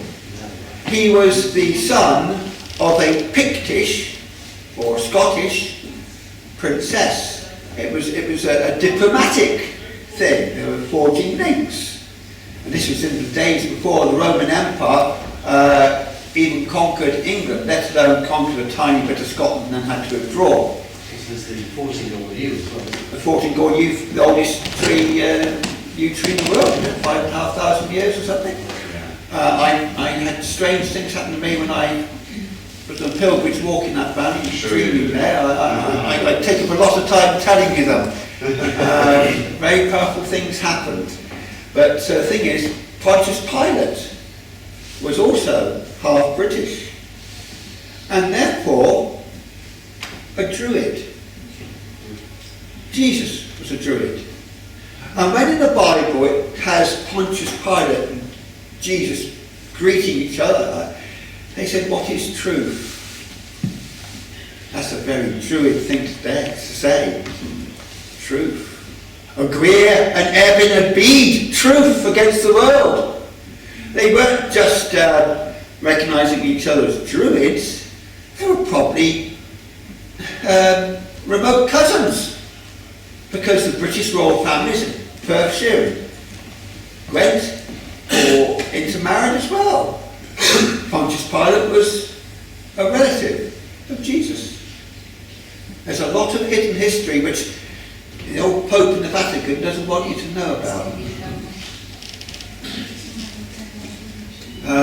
We strayed a bit from what about the Romans, but Thank you. but I do.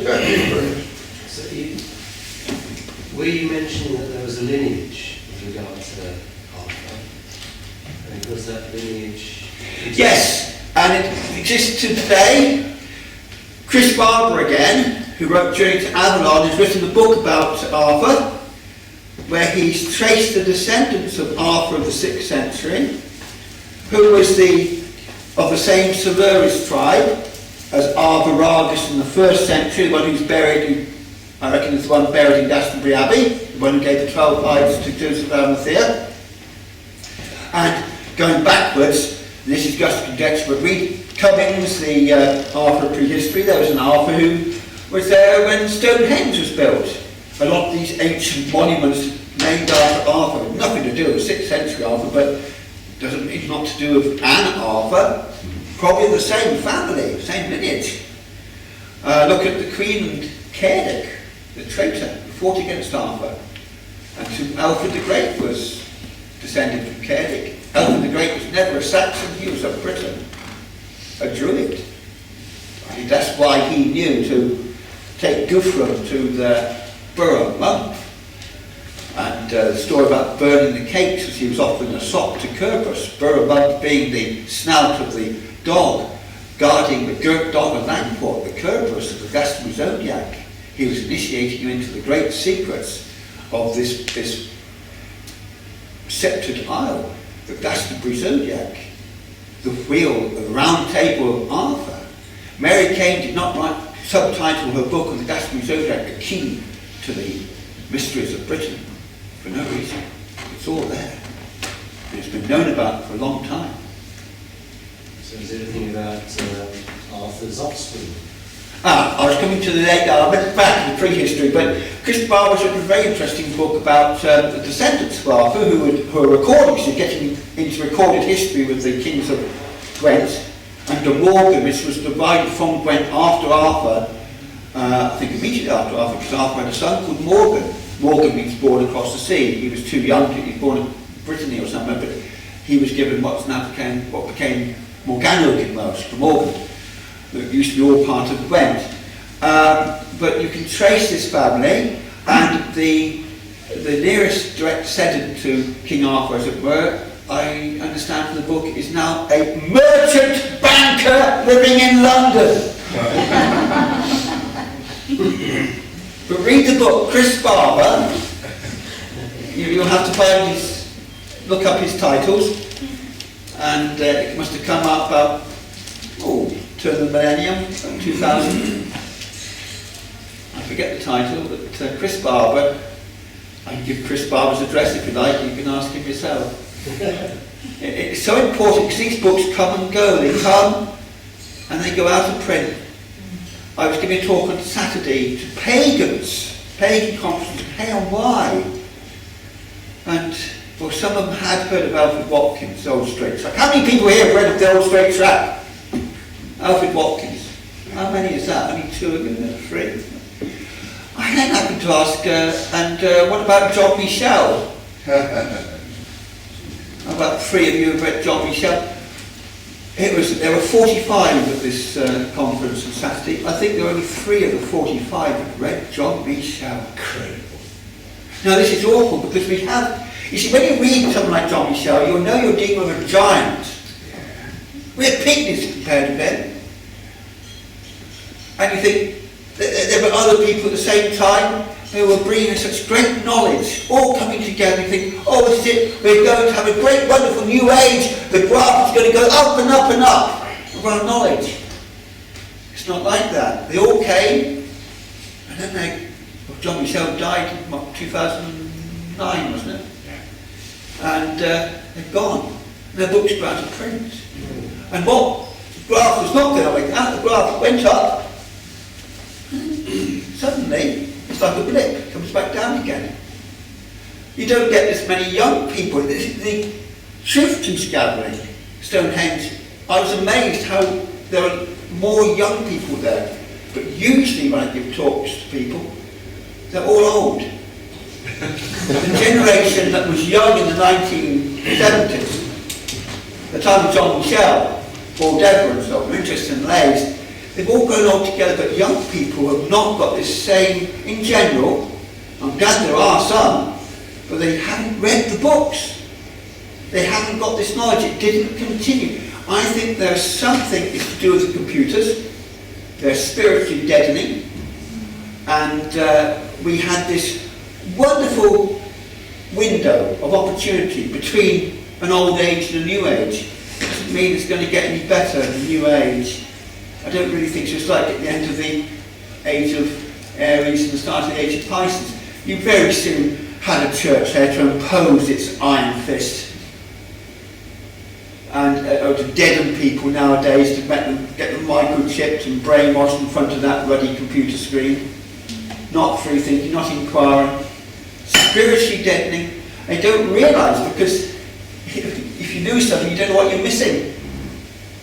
I really think it is spiritually deadening. I don't go near things because I douse. I douse the Leys. And I can feel when I'm doused. I don't need rods or anything. It hits me in my third eye. I have colours of different Leys, different currents. I just walk on it, it hits me, bang, I'm on it. And I know people are the same. But if I've been sent computers by publishers years ago, wanting me to do books on their computer, sent them for free to me. I spent half an hour in front of a computer once. Oh, it was deadly, it was hitting me. Where I feel positive, enriched by that good spirit, because to me Leys are spirits, spirit paths. It's spirit stuff. It's been pulsed around the earth, bringing fertility, bringing life to the goddess, to this Mother Earth. And it's a union of fusion of sky and earth and being pumped around, and it's this wonderful, strong, vital, positive, white, brilliant spirit. What I get with these computers is awful, debased, the same stuff as spirit. Electricity is the same stuff as spirit in my book. It's very debased, it's draining, it's deadening, it makes you sick. And the only way, there's a book on this by a friend of mine, Serena Owen-Dougal, where science and magic meet. It was published in 1991, it's been republished, reprinted frequently since then, Element, I think. Where Science and Magic Meet by Dr. Serena Roney-Dougal, hyphenated Roney-Dougal. And just let's do it for, she reckons it's because of electricity we don't see ghosts, we're not as psychic as we were. Because this is draining this psychic energy from us, and also we're becoming less psychic because of proximity to computers and television sets. It's all the same stuff. Because it's so harmful to the body, to our souls, our psyches, that we have to protect ourselves against it by putting up barriers. That's the only way we can function in the modern world, by putting a barrier up against this harmful stuff. That comes at a cost. Because when you put a barrier up against the bad, you're not discriminating, you're putting a barrier up against the good. To protect yourself against that bad ray from the computer, you're lessening the chance of being able to douse successfully or to work with a good spirit and become less spiritual. And I think there's definitely a less inquiring spirituality in today's computer generation society. Hope I'm not being too pessimistic. And I'm glad to see evidence. I was trying to say yes, but I think The organic page has a question. But the answer to it is get out of the fresh air of the countryside, walk the Leys, sleep and dream at sacred sites, get as close, physically close, walk the land. Ancient pilgrimages were good for you. Do that. Get out of those boxes, those cars. You spend all your life in a box. You drive to work in a box, you sit in an office in another box looking at a computer screen which is in another box. You go home to watch another box. When are you out? Our ancestors weren't like that. They spent time outdoors. They could see the sky at night. They didn't have any pollution with the road lights. Your evidence of that yourself.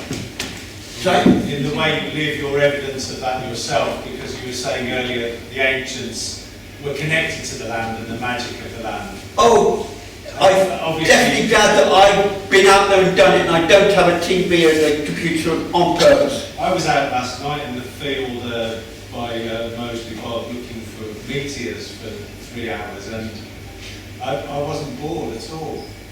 I just looked at the sky and the time passed like that.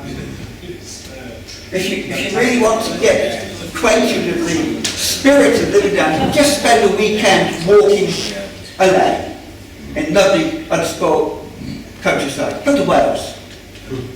And Barefoot? and spend a night, a Saturday night that weekend, dreaming, sleeping. You probably have to bring a tent because it does rain, but whenever possible, sleep under the stars at a sacred site, and see how it affects you. well, I mean, You can see what it's done to me. Do you walk the Leys in bare feet? that's what happens. Oh, I'd love to. I'd like to go barefoot as much as possible, but you can't practice them. Our feet aren't hard enough nowadays. Our ancestors used to have harder feet, I'm sure. And you have so much glass around in towns. And in the countryside, it's especially long time, it's the thistles. But I do like, I have worn walking boots. Since I started Friend, I used to write, I still do occasionally, write walks. The reason why I don't do walks for country walking nowadays, by the way, is because they require it all to be emailed and the pictures to be emailed, and I can't cope with that. So I lose the commissions just because of that. But I've still got commissions to fulfill, and I get friends to do it for me now and again, but I don't do many because I'm relying on friends. Country Walking magazine, there's a man who used to write for them, Paddy Dillon, he would do the gear tests, and he told me about walking sandals. He found them just brilliant, much better than walking boots. And I did a pilgrimage through Britain in 2004 from Cavendish to London via Carnegie and Pembrokeshire, zigzag and Home Hill over hill, 44 miles. It happened to be the Diamond Jubilee of the Vegan Society, and I was doing it for that. That was the excuse for doing it.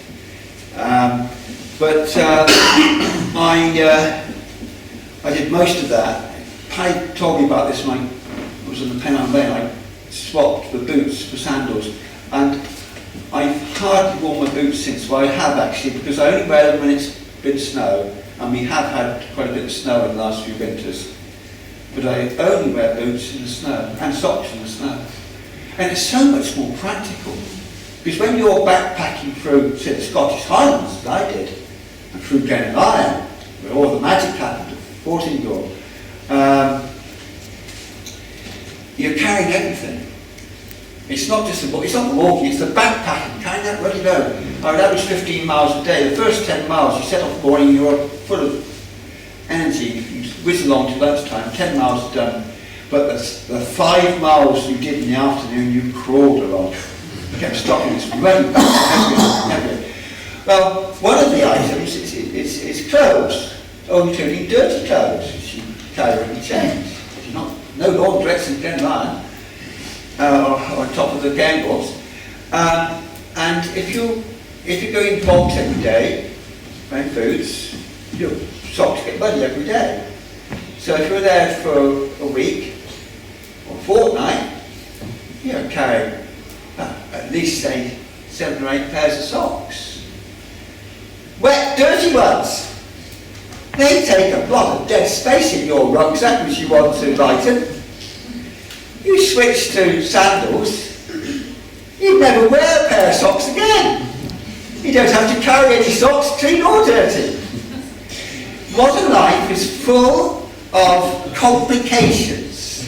When it rains, I take friends and walks, when it rains, they have to stop and get their waterproof trousers out, and then a big rigmarole taking their boots off to put the waterproof trousers over the ordinary trousers and all this, and the waterproof trousers make them sweaty, clammy, and I'm going, well, when they get to the end they have to do the same process in reverse.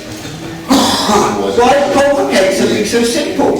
When it rains, I wish I could go naked, like the naked round right there, because you keep getting arrested.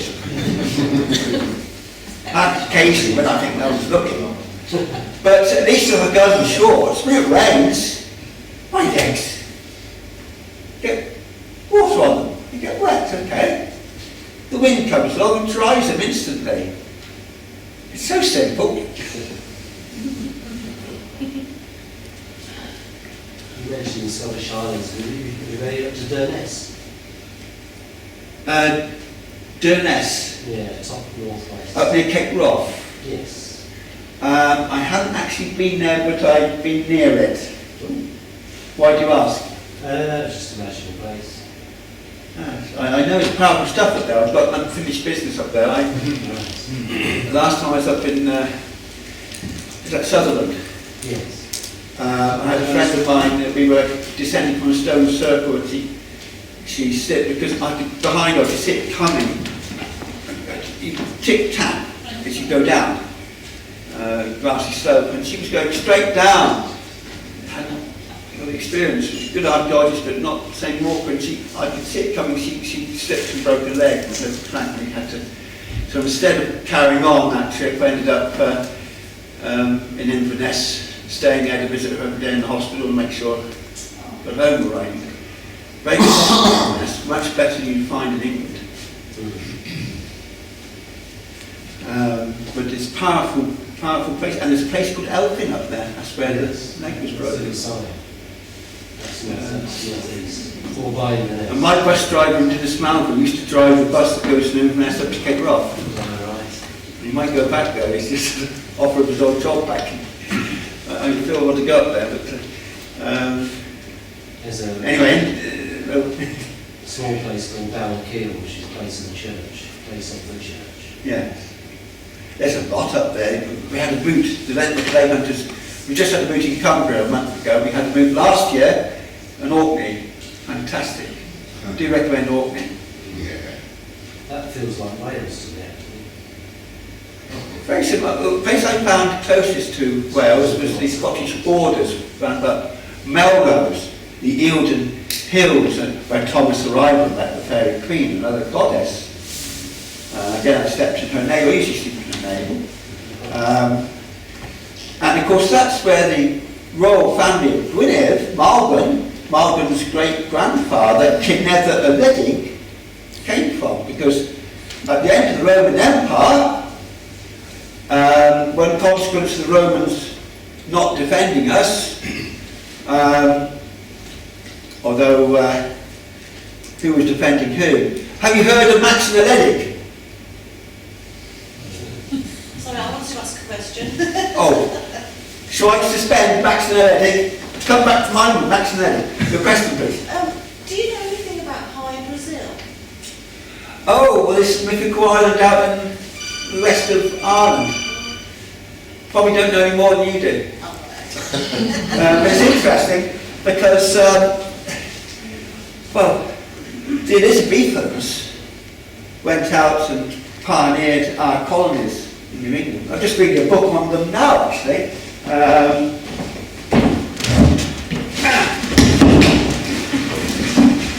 I'm just recommending a very excellent book on the rain borrows. Extremely interesting about. I've lost it. Can you hear me? Yeah. The Rain Borrows by Adrian Tinisford. It's about this family of Puritans who went home to New England.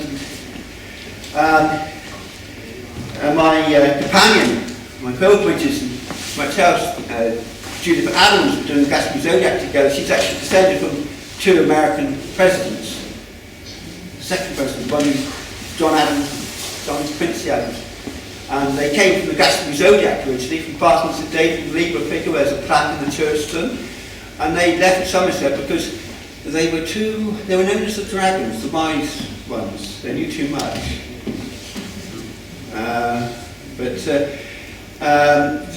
The Elizabethans who pioneered our colonies in America were doing it really because of Dr. D, John Dee, who was going back to Arthur.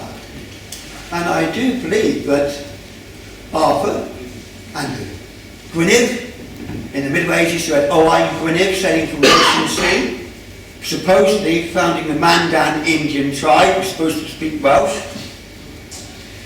But Arthur, also, they've always known about this land to the west.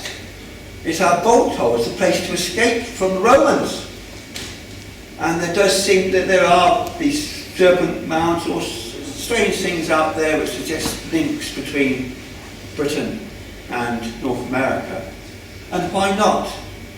After we've only had trains and petrol-driven cars for 170 years or something.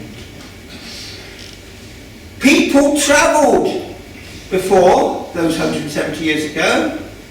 There wasn't much difference between how they travelled in 1820 as they travelled in AD 20 in the days of the Roman Empire. The big changes have come in the last couple of 100 years. So why on earth do we think they couldn't do these things? Because we were able to go to America with not much technology in the Tudor period. And of course the Vikings were there before us, and Irish monks and so forth. So there's something in High Brazil. I can't do anything more than that. We were coming back to something. Yeah, he was going to say something. I got them. Go with him. Maxinaledig. Yes. Have you heard of Maxinaledig? Do you remember him?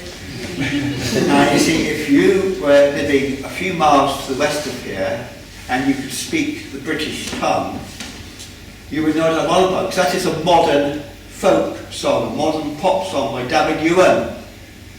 You'd hear that instead, but there's a major cultural festival which has 160,000 people for a week in early August every year, held a few miles over there. Have you ever been to it? You've never seen the chairing of the bard and all those ancient Druidical ceremonies which Iona Maganug restored. Yes. You've heard of Iona Maganug? You've heard of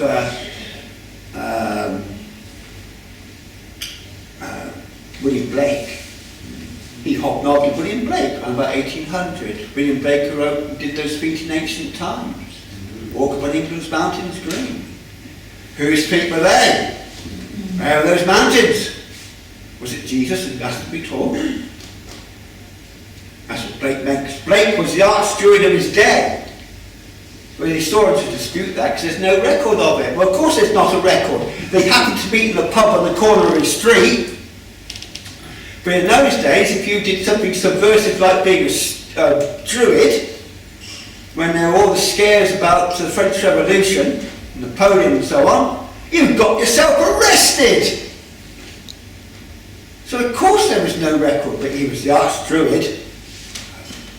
We know that. And why did I talk about William Blake? The guy whose name begins with M. I'm supposed to be answering your questions, not going on whatever hobby horses. Maxinaledig. Well, David Ewan has heard of Maxinaledig. You see, in Wales we know who Maxinaledig was. Is it Mabinogion, the dream of Maxinaledig? He was the husband of Ellen for a start, Ellen of the Pathways. He took the British Army, from Gwynedd, from Carnarvon, Segontium, in Latin, Roman times, to bid for the purple.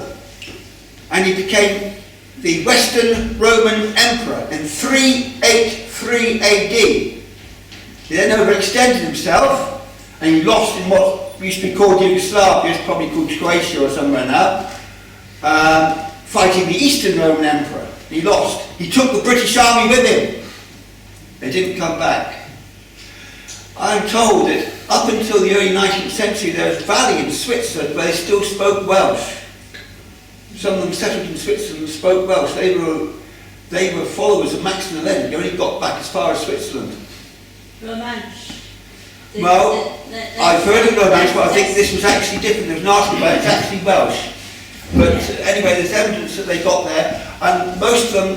But every valley's got a different language, so. I bow to your knowledge in this one. Pardon? I have heard of. I've read this about this Welsh-speaking valley in Switzerland, which claims to be the descendants of Maxinaledig's army. Some of them, but most of them ended up in Brittany, and there have always been links between Brittany and Britain, going right back to way back in Greek history. So it wasn't a case of suddenly we decided to go to Brittany in the 5th century or whatever, or the 4th century, but they didn't come back to Britain. As a result of not coming back to Britain, Gwynedd was undefended, and the Irish invaded. And so they called, the ones who remained in Gwynedd, they called upon their relations, because they're all intermarried, these kingdoms, in what was called Manai Godolphin, which is the Scottish lowlands between sort of Berwick and Edinburgh, Melrose, that area, Galashiels, Peebles, Rosslyn. And they called for the leader there to bring his army and drive out the Irish. Because Gwynedd was important in those days, especially, say, Ynys Môn with Paris Mountain, the biggest copper mine in the world. And go to Ynys Môn, to Anglesey, and see the remains of Dyn Fleetwheel on the northern coast. Marvel at them. The copper mine and the great ore planted, and so forth. This is one of the reasons why the Romans came here. We were a rich nation. But Cineva, C-U-N-E-double-D-A, Cineva, it's pronounced, which does sound a mark like King Arthur, if you say it quickly to an England Saxon. Cineva, Eledig must just means ruler, warlord. Cineva Eledig brought his army from Manai Godovin, south of Lothian, to northwest of Gwynedd to help his distant cousins, and he and his grandson, Cadwal Malhir, and father of Marvel Gwynedd, eventually drove the Irish out of Gwynedd. Why am I telling you this? What was the question? Vicious sideswipe at the Irish. Sorry, we'll go on. Sorry. I heard you mention in your talk about a dark stranger in this land. What was his name that you had mentioned? Was I talking about Amun thee? Yes. Amun, a very like Egyptian word. It's strange how these words crop up, like Karnak is an Egyptian word, but we also have Karnak in Brittany. The Amun could do like, what is it, the moon god, basically, as opposed to Aten, the sun god, Akhenaten, Amun. The double D-U, if you ever see double D-U in Welsh, it's not do, it's the, and it means black. Yes. So it suggests he was dark-haired, Mediterranean looking. I am. Yes, but I don't think he was from Africa or wherever. No, what I was saying. But he might be. The D, you as you were saying, Yes. dark stranger, yeah? Yes. I am Douglas, dark stranger. Yes.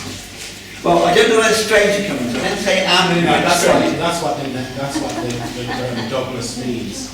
Dark stranger. Oh, Douglas, yes, it did. Yeah. The, yes. Douglas means, I wasn't talking about Douglas before. Douglas does mean dark stranger, yes. Which I am. Yes. I am Douglas. Yes. It's important to look at names. This is why I started off by saying how awful it was for me to read these so-called academics when they write their books and they can't spell Malgun correctly. They write Malgwyn because of their sloppy lack of Welsh. They're writing a book about it, they at least know what they're writing about. And they write Malgwyn for Welsh, which is a completely different name. And they don't seem to be aware of this. It's only Welsh. Where did they go to? When, they came, they mingled, where did they go to? Oh, well, Amun the was of the same family as King Arthur. Well, he was married to Arthur's sister.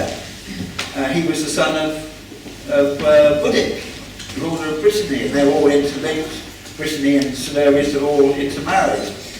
And they're still, well, no one's, I don't know why I'm always, but if they're descendants of merchant bankers in London, they could be.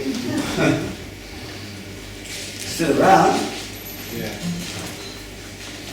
To where, it said, to where they came, nobody knows where they came from. Well, I think that there are strong links between Egypt and the British Isles. It's not necessarily coming from Egypt to Britain.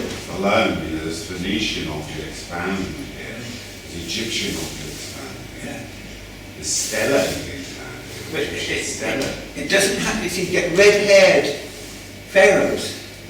Yeah. And you've got the curious incident of the red-haired people wearing kilts, tartans, over in Mongolia. Now there, the Chinese didn't want to know, but they could be from Scotland. What are they doing out there?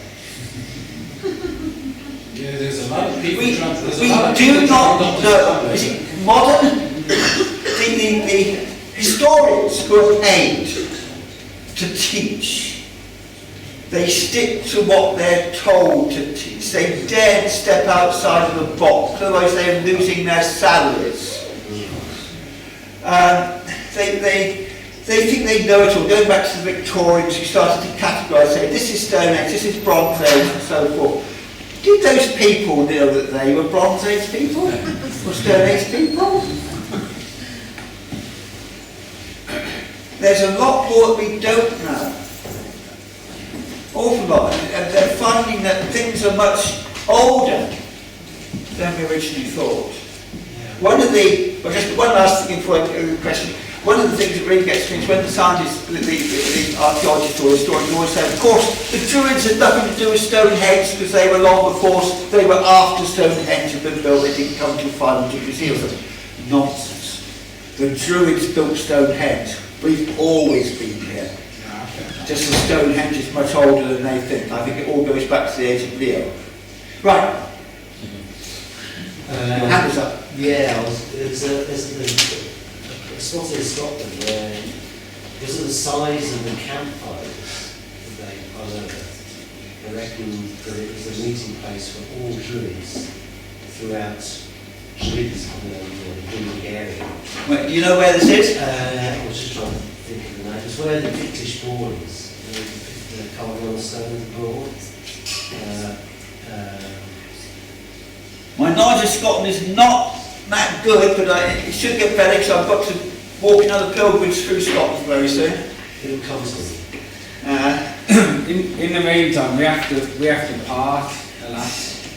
Yeah. As I said on tonight's talk, I think it's been You've got a few precious minutes to sign, write your name, address, and to sign up. We've got about 10 minutes so you can have Get a your look free at bed book. and talk to Laurence, but I think we should give our gratitude.